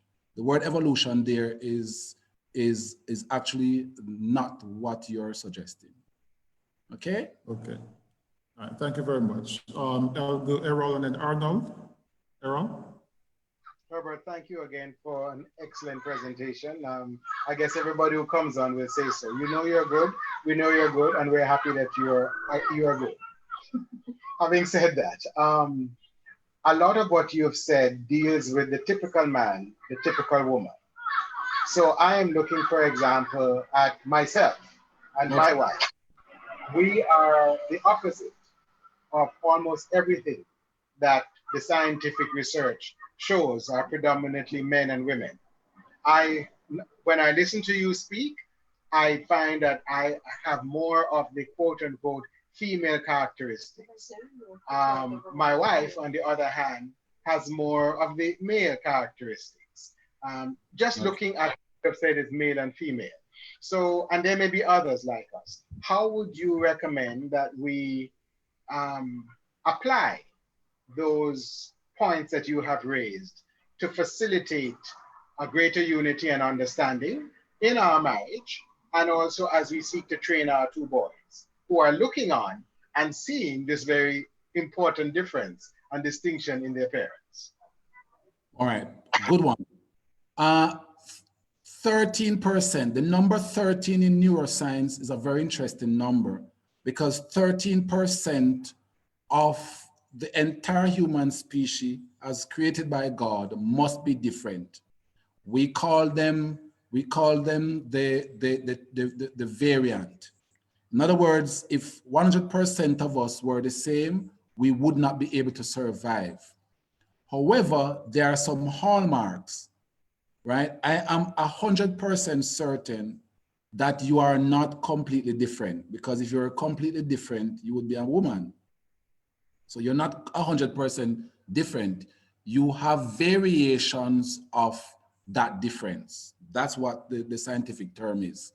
In other words, if we should ink your brain and go through a spell test of your brain, you wouldn't under any circumstance have 14 to 21 neuropeptic sites for speech. You wouldn't. All right, so you're a man. Right? But the truth of the matter is that some of the basic things don't affect you. Neither do I.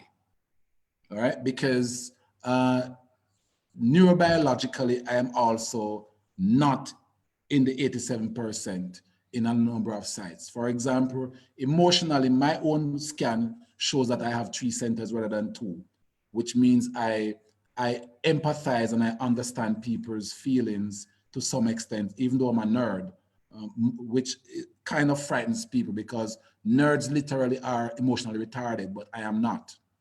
So I break the rules just like you do, but I'm saying there are some basic things that you must have as a man to be a man.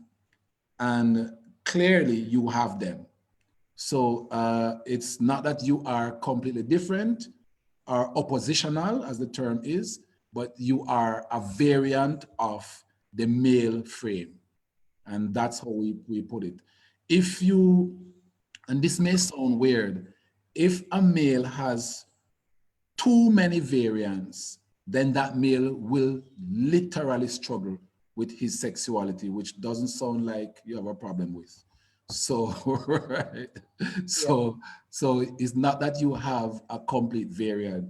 I picked up that as soon as you say that, there are some persons who will begin to smile. You know, that little funny smile that says, okay.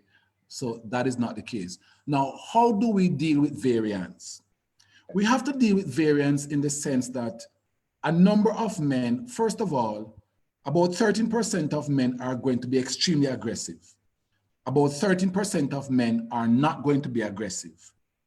But that does not mean that if somebody comes to your house and is attempting to burn your house down, you are going to say to your wife, baby, please go, I am under the bed. That is not what it means. It means that your constitution is one in which you will seek every recourse before violence or what we call raw aggression. And that is the balance that God has created. A mistake that people make all the time is that they see calm men and think that those calm men cannot protect their families. And that's an error, because the only difference with a calm male compared to an outrightly aggressive male is timing. The calm male will take a longer time to think the thing through because he's more cognitive, and he will think the thing through and he will come up with, he will try everything to diffuse the problem before he snaps, compared to the 13% on the other pole who will snap first and then think later.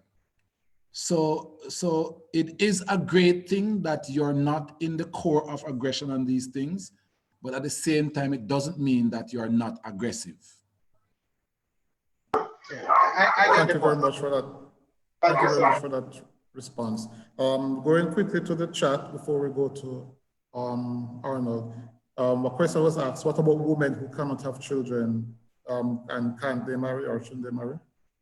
Oh, I mean, there are a number of people who simply can't have children.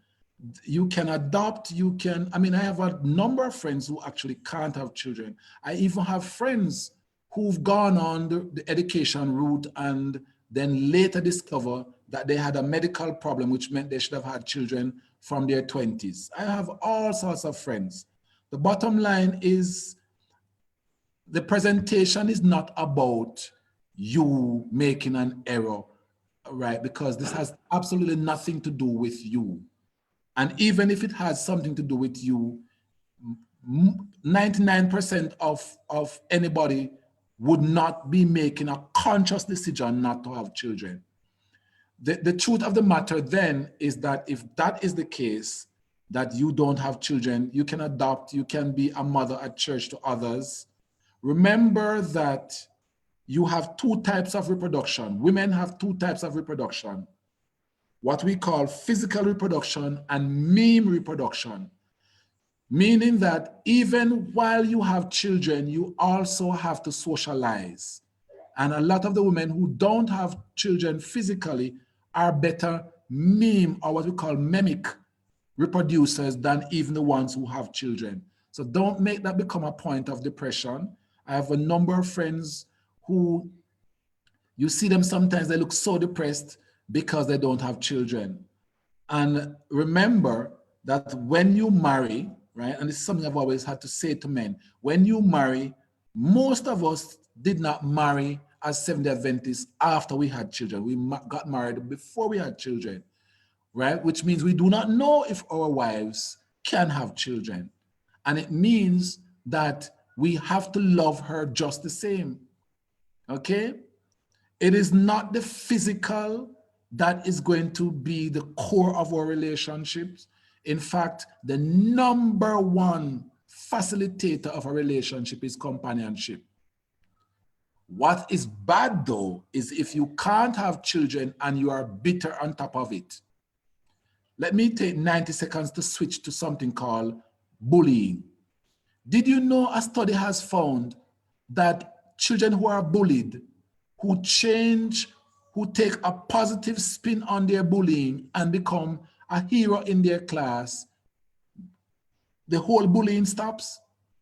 So let's take me. I graduated from school at 107 pounds. 107 pounds at age 15, I graduated from school. Can you imagine how skinny and how small that is? I put on 4.5 inches at college in 3 years. So I was tiny, complete bully bait. Anybody could bully me, but I was a school hero. I would sing. I win the competitions. I was the school. So you can't bully me. I have 50 bodyguards. And that's precisely how the human species is. So when you look at the women who can't have children, who are really going through hell, what we have found is that they make this become bitter. They become depressed by it, and then that produces a negativity on the frame of the family and extended family around them. For those women who get help, who can't have children, and begin to be Sister B at church and be the sweetest person, it makes life much easier. And I have a number of friends who are in this case where the man says to me, Herbs, that don't mean nothing to me. I have 3 children that we've adopted. I love my family and so forth. But again, I remind you, if you can't have children, which is one of the 4 things women use to assess their progress in life, you must do well in the other 3. I hope I've helped. Thank you for sharing that, Dr. Gayle. Very solid points. All right, I'm going to invite Arnold to ask his question, and then I'm going to go to Facebook for a couple of questions, and then to John and the rest of the chat. Yes, good afternoon. Good presentation, Brother Herbs. I wanted to ask you something about the sex and about something about the men brains. You mentioned that women don't like to hear talk when they're having sex. Men don't like to. Yes, we don't talk. We don't talk. Women can. Women can. Right. But isn't it true that sometimes that men, they get so excited that they started to talk a lot and all of that, make promises when it's sweet him, as they say in Jamaica. And why is it that, as you mentioned, that the men don't want to talk, or some men don't want to talk? All right. And the next thing, in terms of the men brain, is it that at birth or after birth, there's a chemical reaction to the men brain? I get to understand that 2 chemicals is released. I don't know if that is true. And it sort of let the man brain is affected after birth. No, the building blocks for your brain are wired in the SRY, the SRY frame on the Y chromosome, which determines whether or not there's going to be a male or a girl child, right? Okay. And so all of those building blocks are put in place before you are born. Okay. So after birth, no other chemical reaction, like no, anything is no, the released. chemicals change. They change, they increase, but the framework is like if you're building a house, the steel and all of those would be before birth. You understand? Okay. All right. Now let's go to ejaculation of males. When you ejaculate, you dump testosterone, tons and tons of testosterone, which means right at that point, that deaf point I spoke about, when you're deaf, are very vulnerable, which is the argument I use to try and keep men as much as possible in their original homes and to stop roam road. Yes? When you are at that stage and you've dumped all of that, you become very much less male. Let me say that slowly so everybody understand. Testosterone is what defines us as males, right? It's the #1 chemical that defines us as males. When you dump so much, right, you are less masculine. Your voice will be slightly higher. Some of us will sound a little bit like our boxing friend, right? When after we've just climaxed, we speak slower, we're gentler, and some of us will actually not cuddle because we don't feel good about ourselves. Some people go and open the fridge, some walk around, some do all sorts of stuff because in doing that, testosterone will begin to rush back into your testes, okay? Okay. So at that point, we ask of women not to have a business discussion with us, for crying out loud. Don't say, so baby, we are going to buy the house, the blue house, that we already had decided we are not going to buy. Because at that point, I am not myself. At that point, if you want 10 cars, I am going to try and find money for 11. It's called the yes phase. Okay, yeah. All right? Yeah. It needs to give us at least 15 minutes, you know, to kind of get back some testosterone, and then we can say, no, I hate the blue house, right? Okay. Okay, I'm going to have 2 questions from Facebook. Andrew Sawyers has a question to the men, and I guess you can answer as a proxy. What does respect mean to or for you as men? What does respect mean? And the other question is from Daniel Townsend. She was asking, why do men choose younger women when choosing a partner? All right, what does respect mean? Respect means that you listen to me. The biggest listening problem that, remember, men listen more than women, not because we want to, but because we have to. Okay, I'm not praising men, I'm giving you the facts as they are. So when a man and a woman is talking, quite often, especially if you're on the phone, the woman will say, are you still there? Because you are listening. We are better at listening because we have less words to burn, right? Now, what is respect? One of the biggest areas is when when we're talking to a woman, to our partner, and she's multitasking. It drives us up the wall because we don't understand what you're doing. We don't know that you can listen to us completely and cook and talk to the child that's running up and down and so forth. We don't understand these things. When we are talking to you, you have our complete attention. So I've had to be saying to women that men actually think it is disrespect when it is not. It's a big misunderstanding. So, for example, when I'm speaking to my wife, she listens to me completely. Yes, I may have a PhD. Yes, I'm trained in neuroscience. Yes, I understand the human species. Yes, I'm a violence expert, but I'm still a man. And so she will sit down and she will listen, and she will sometimes laugh and says, I'm listening, right? I will laugh about it because she knows I want her to listen to me, not to Jaden, not to anybody else, to me, because I'm important too. The other part is when a mother, yes, women, listen to me, when you have a child, a boy picnic under the age of 5, men go through immense pain until that child gets up to like 10, 11. So, but the birth to 5-year-olds, painful. Everything, come, my son. And the poor man is there in the corner, feeling like a cockroach, wondering, when is she going to call my name? So remember that fathers get very jealous of their sons, right? And that part of what we call respect is really attention. But the other part that I had spoken about is speaking ill about us to your girlfriends. We hate it, ellipsis. We don't want to be around your friends and them say, see him there. That hurts because we do not do that to our male friends, you know. Check the song, When a Man Loves a Woman.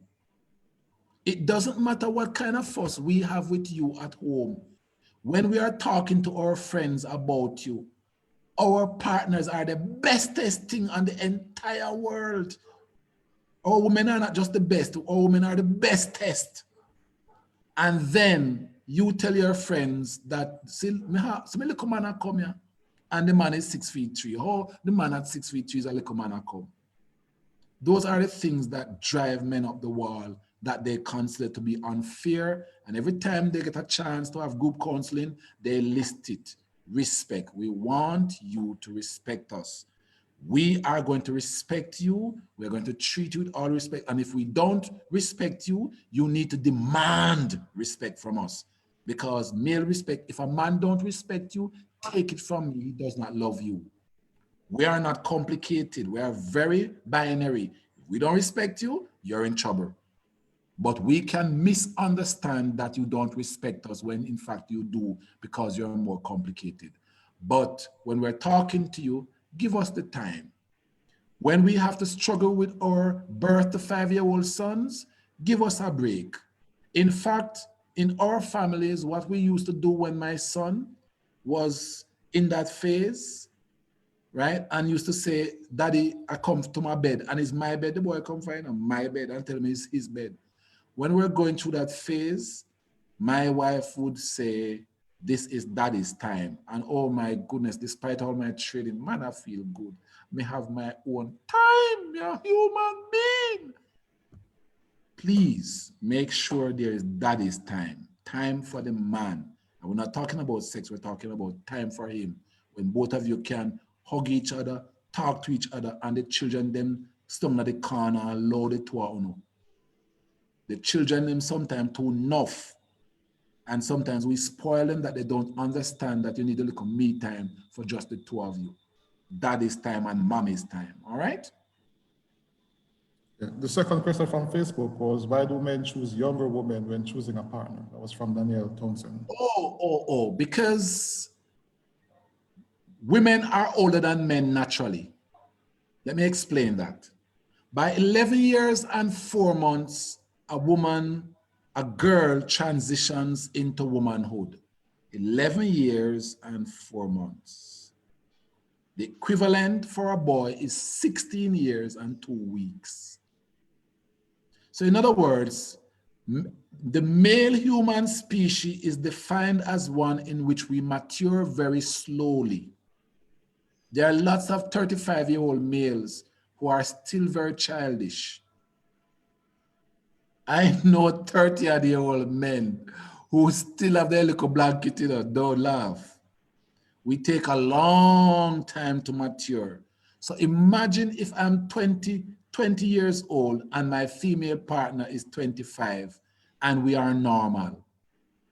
For a 20-year-old male to live with a 25-year-old female, he has to be cognitively precocious, meaning that he has to be in the 0.135, listen, he has to be in the 0.135% of males who are at least 10 years older than they are, okay? So in those cases, you will find that those males are attracted to older women, but it is normal for a male to be attracted to a woman that is 4 to 6 years younger. That's the human species. Okay, thank you for the answer. John, with your hand up, you can answer your question, and then I'm going to go through the rest of, I see that we have 17 new messages. I guess there's a lot of questions Yes, there. Dr. Gayle? Yes, I'm here. Yes, most of what you said, I agree with. There is this thing that you mentioned about your son and coming into the bed. I can recall, I have one son. And I can recall when we went to Lamar's classes, the Lamar's teacher said to us, we must ensure that anything that we start, we can finish. And I always encourage people along that line. So for example, I did not intend to lift up this boy every time in ball and hush him. So I say, you know what? You say if I'm going to cry, I'm going to put him in him crib and him start out. What you say, it must be have on clean clothes, you feed him and so on, and him good. Similarly, when he got old enough to be a toddler, I ensure, Mr. Look here, this is my bed. You don't come in my bed. Go in your bed. So him never come into our bed. So much so that when he got older and I was coming in his bed, him run me out of his bed. And when he got to about 5, 6 now, sometimes I want to have him in the bed with the toy. You know, sometimes I want to have that, and him would never come in our bed. But the question I want to ask, though, is along the line of where Brother Holmes went. Because my wife and myself, we tend to go against these statistics in terms of communication, in terms of talking. Because our job function is pretty much, as you said, she is an accountant, so she don't interact much with people. I was into banking, and I interact a lot with people and so on. But when I come home, I'm the one with me chat about 3 times as she talk, and she listens. But you guys are compatible. And that is what I'm saying. For us, that even though it is opposite to what the statistic says, it works perfectly for us. So you might find that you don't fit the description within the statistics. Right, but you may not. But you may not have done well with a teacher when it with somebody who chat enough. If I had a wife who talk as much as I do, would appear argument at the end of the day. I wouldn't nobody and I listen to nobody. But and the thing that you mentioned about the sex though, when a man ejaculates, there's something that you said that him don't hear anything after that. No, at the point of ejaculation, your ears has to close for you to ejaculate. Oh, it's at the point. Okay, yes, so you go deaf. Because it's just because I was one. I'm saying that sometimes what the female, when she know that the thing went well, and as you mentioned about this house, you want a new house, that is when she will raise it. Because if she knows that the performance was up there, she gonna say, look here, I'm going to put this on the table here now. But you're saying that we're not ready for hear that at that point. No, it's a bit unfair because you're a yes man at that point. So them use it for them advantage. Yes. I guess. Okay. It's a bit unfair. That's right. A bit unfair, yes. Well, hopefully they will use their power wisely. I'll go into the questions in the Zoom chat. Well, someone asked about the female side of this program. We did her needs last year, August, I think it was, at EJC conference. It was not recorded, sadly, but there may be calls to do it again in this time, in this fashion. So stay tuned, we'll see how that may go. Nikki asks, what is your advice to females whose partner blames her for everything that goes wrong in a relationship, even when she's not at fault? Remember what happens. Wow, that in that case, both of you need counseling. That requires counseling because nobody at all, neither male nor female, absolutely nobody can be blamed for everything. If you're partners and you're in a situation where your partner blames you for everything, you remember when you marry a partner, you are marrying the partner's gene frame, you're marrying the partner's mother and grandmother and all of that. And I normally say to people that before I got married, I checked out the gene frame I was going to connect myself to. I take these things very seriously. Call me a nerd if you want, and I'm fine being a nerd, but I need to know. I need to know if your grandparents had killed each other. I need to know what kind of gene frame I am going to literally be creating with my gene frame to create children. And so sometimes we rush into relationships without knowing who we are really talking to. Remember that people pretend a lot for a long time too, so you have to do due diligence. But let's imagine that you're at this point where the man has changed and he really blames you for everything. The first thing I would do if I were in a case where I am being blamed for everything is to take a sheet of paper and a pencil or a pen, and I would write down all the things that I am genuinely to be blamed for. And please do not apply self-blame, because some people, especially women, like to blame themselves for everything, which is even worse than when people blame you. So write down all the things that you are certain you are to blame for, and write down all the things that you are certain he is to be blamed for. And then begin to work with him, with a third party, to say, look, this is the situation, right? I cannot work in an environment anymore in which I am being psychologically tortured. Because remember, 13% of men can torture women psychologically. Even though women are better at torturing psychologically, 13% of men are very good at it. They will torture you morning and night until your self-esteem is wrecked. So I would suggest that you need help there, yeah? Thank you for that response. From Facebook, Tammy Smith-Jones asks, you mentioned that money and sex are the two main problems in a relationship. What are the reasons for such priority that makes them so problematic? Why money and sex cause so much problems in a relationship? The 1970s, 80s, and 90s research on relationship fractures have focused on power. It has been proven to be not so. Money. If you remember that the first thing a woman does in controlling a man is to make sure she knows about his earnings, right? And it doesn't matter what a woman tells you, trust me on that, right? I have not yet met a woman who does not have a concern about her partner's money. That's just the way we were wired. That's just the way in which we are socialized. Okay? If you look at the research by Barish Evans and myself, when the ship is downtown, when the ship's coming to the harbor downtown, and the men are employed, they're allowed to gamble and play Ludo and Domino on the road for money. When the ships are gone, the women start to quarrel and war with the men because you can't see the ships are going out of the harbor. They're not coming back until another 4 to 6 weeks, and you are wasting the money. Money is a central thing because at the end of the day, we like to pretend that money is not important. But the number one reason that people are going to have a fuss and a fight is about money.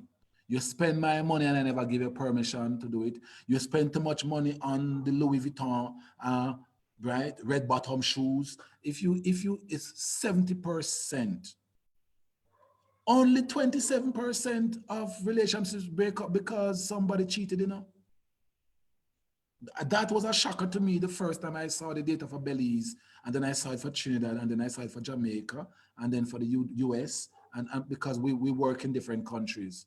The bulk of it is about money. And that is precisely why only 3% of families where they are partners and they are working through their monies actually end up having violence, only 3%. So if we can solve that, if we can have, and I've been encouraging churches to have more programs on managing your money, because if once you get that done, we're safer. Okay? All right, sir. A question was sent, if women are so careful in pre-selecting their partner, why does the selection fail, resulting in divorce? Okay, well, in the case of Jamaica, not divorce, because we only have 6% divorce. What we do is we talk to him and we left him. Yeah, right? So we use a word in Jamaica called separation, which would account for about 33%. So it's still pretty high. Now, even though women are experts, even though God designed women to be the selectors of the species, remember that a lot of us don't have the social skills to know, to discern that that man is a problem. Remember also that women have a major weakness that allows the human species to go on called self-esteem. We are able to give women lyrics, using Jamaican terms, right? We're able to fool a woman. I saw my nephew take up his remote, his television remote, and pretend it's a phone back in the 80s and 90s when cell phones were just coming out. He didn't get one. So he took up his TV remote and come out on the road. Hello? And the girls were like, wow, him have cell phone, right? So, I mean, women are not going to always get it right. None of us, right, is perfect. We're not going to always get it right. Also remember that humans change and circumstances change. And sometimes you have a good relationship when it's fair weather, but when the storms come, you fracture. So you have to put all of those in it. But the bulk of women are still the experts at selecting partners, not us men. Okay, thank you for that answer. All right, Carol Smith from Facebook asks, how can we help the Jamaican men start preparing for sex during the day and do not only wait until they want to have sex in the night? Many times we as women are turned off when this is the case. Ah, beautiful question. Remember that sex is in the brain. It is not in the penis. Okay? So if you send me a little note during the day, right? We call it beautiful distraction, right? If you send me a little note, a little text and so forth, you have already begun to create, a kind of stir in the hippocampus. All right? So that's called romantic love. And you literally have to push that. There are some women though who require a whole performance. I was watching one on divorce court and I laughed myself to witness. You get your candles and so forth. But that also depends on whether or not people have the space and the time. A lot of executive women, for the entire day, they can't even find time to call you to say if you're alive. And a lot of men are like that. One of the things I've had to say to people is try very hard to find even 90 seconds during the day to make some contact with your partner so you can begin to set up the love play for later. And if you do that, you may not have to wait until 4 o'clock, because the fact is 4 to 8 o'clock in the morning is the best time, but it's not the only time, and it should not be the only time. All right? Amen to that. I want to pick up the Barnabas. May their tribe increase, because they're saying they are really making that noise thing go out. The question was saying that they were told by their counseling sessions that their lovemaking should be expressive and vocal. And they were saying that they really raised the roof. So I want to give them props and recognize them for their celebration there. All right, this question is coming from Paula Bailey Brown on Facebook as well. So the woman wants to have sex, but the man says no. But when the man wants to have sex and the female says no, but the man takes it anyway, what is your take on that? Ouch. Ouch. We actually have laws coming about these things, We actually have laws. You have to be careful. But I want to touch on two areas on that. The first one is where a man muscles a woman for sex to the point where she clams up and she is actually irritated. she's hurt, and it feels like rape. I've listened to women go through this, and there needs to be an injection in those families because that ought not to happen. It's a partnership, it's not a force. Can you imagine if that woman had already been through something like that during her childhood and then you do it again? And so we have to try and educate men, right? That they can't do that foolishness. But there's also the other way around that we have to look at. I've seen men who come to me and say to me, Dr. Herbs, you know, when a Jamaican come and say, Dr. Herbs, you know, you have to listen. Because if you say to them, just call me Herbs, and they put the doctor before it, you listen. So, Dr. Herbs, I tell my wife that I am really, really tired. And she take off my clothes and say, make sure it work. Right? and he says that I just feel sick. And she started to smack me in my head and push me around and so forth. You know, and he said, guess what happened to me, doc? I got angry, and she said that was the best love we had. So she's trying it again. And now I feel like just running away. Here's the problem. You see, when you do something aggressive and it turns out to be better than norm, you have to be careful because you don't want to repeat it too often. Yes, because I have also met the women who tell me that I wasn't in the mood in a dock one night, and the man just hold me and take it. And it was the best I had. And I said to her, remember how delicate the line is between that and rape. And she said to me, what should I do? Pretend that it wasn't all that good? And I said, no, but you should also be aware that you need to teach him that when you genuinely don't want, remember you're complicated creatures, when you genuinely don't want that to happen, that he still understands the communication. Because remember that women confuse us a lot, you know. You confuse us a lot. You say no and mean yes. You like when we rough you up coming up through secondary school and you say to my friend, you say, him rough, a real strong man that. When there's a thin line between that and him breaking your arm. So our women have to help the men sort out that thin line so that he can look into your eyes. These are men who are not emotionally intelligent, who can't take a hint. Remember, you know, think back to your teenage lives where you like this boy and give him a hint for 2 years and all, no, he not see you. Right? So sometimes you need to sit us men down and tell us point blank what's happening with you and how you feel. Clear? Jeffrey, can you allow me a point of privilege? Yes, Mr. Jonas. You and Errol need to check your private message. Will do. Well, thank you so much, because that was actually the last question right there. And we are about to wrap up here at 7 o'clock. Again, I thank you so much, Dr. Gayle. Words cannot express how grateful I am that you were able to share your words of wisdom here to us on this chat and to those who are on Facebook and got to listen.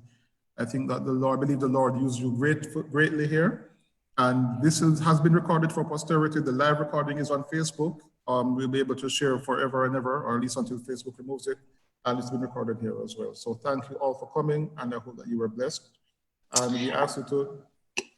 I'm sorry, Mr. Moderator.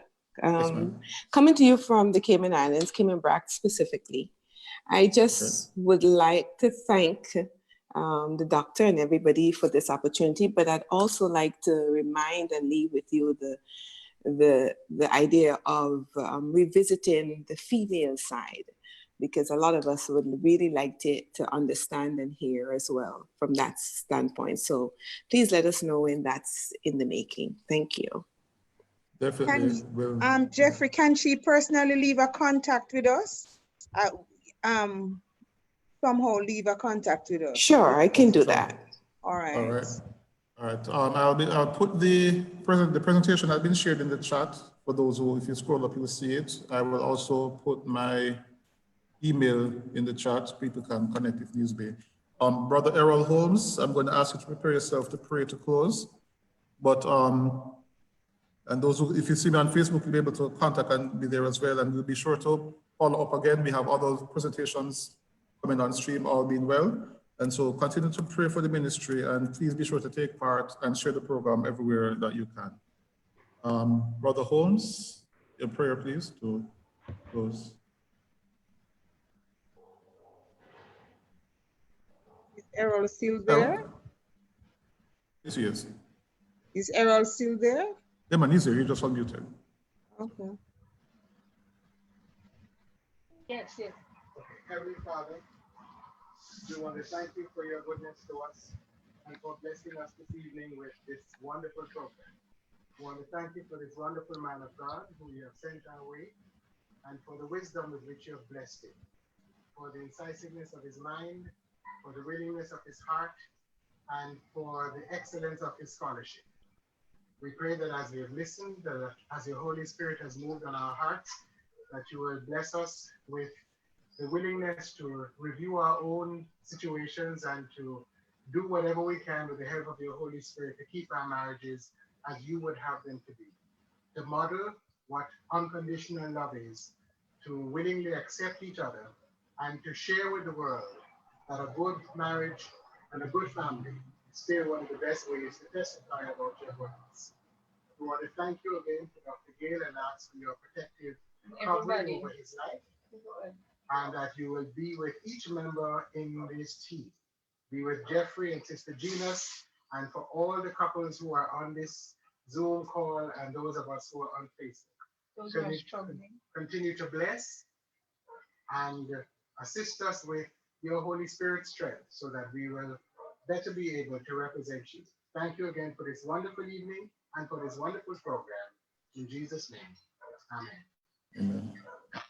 Amen. Jeffrey, before you go, how could we have the contact numbers of these persons who were on the chat? Because sometimes you'd need to make some decisions and would want their input, and we have to, you send out questions, but sometimes we don't get the ready response so that we can make the thing more prudent for you.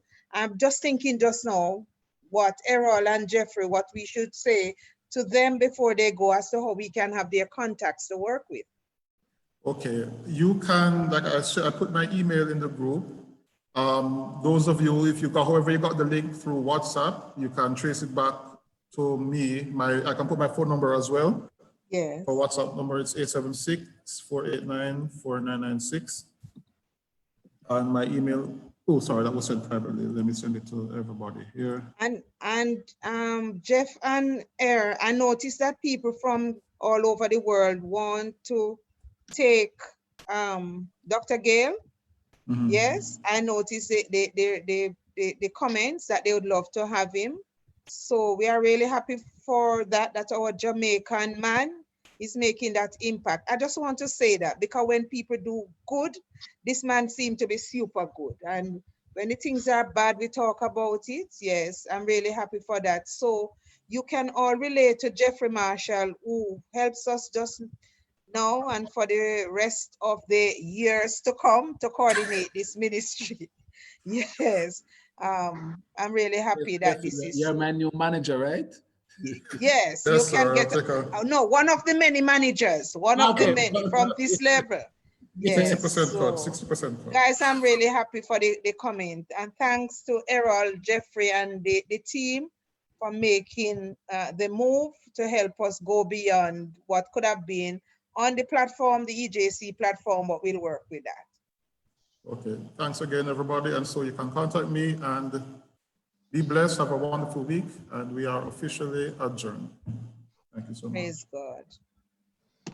You may leave at your pleasure. I'll remain, if anyone has any contact questions, I'll be right here, but you can. Yes, I see some there, Jeff, that you probably should be relating to. Yeah, and Errol. Errol going away? Bye, everyone. Thank you again, Dr. Gayle. Thank you so much. Doc, I will relate to you. I see somebody like Elder Thomas. Dr. Gayle, yes, you I'm heard here. me? Could you repeat that? I'll relate to you.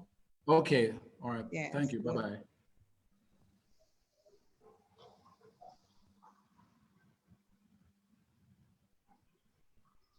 Oh, Jeffrey really look young in this picture here, so look at him.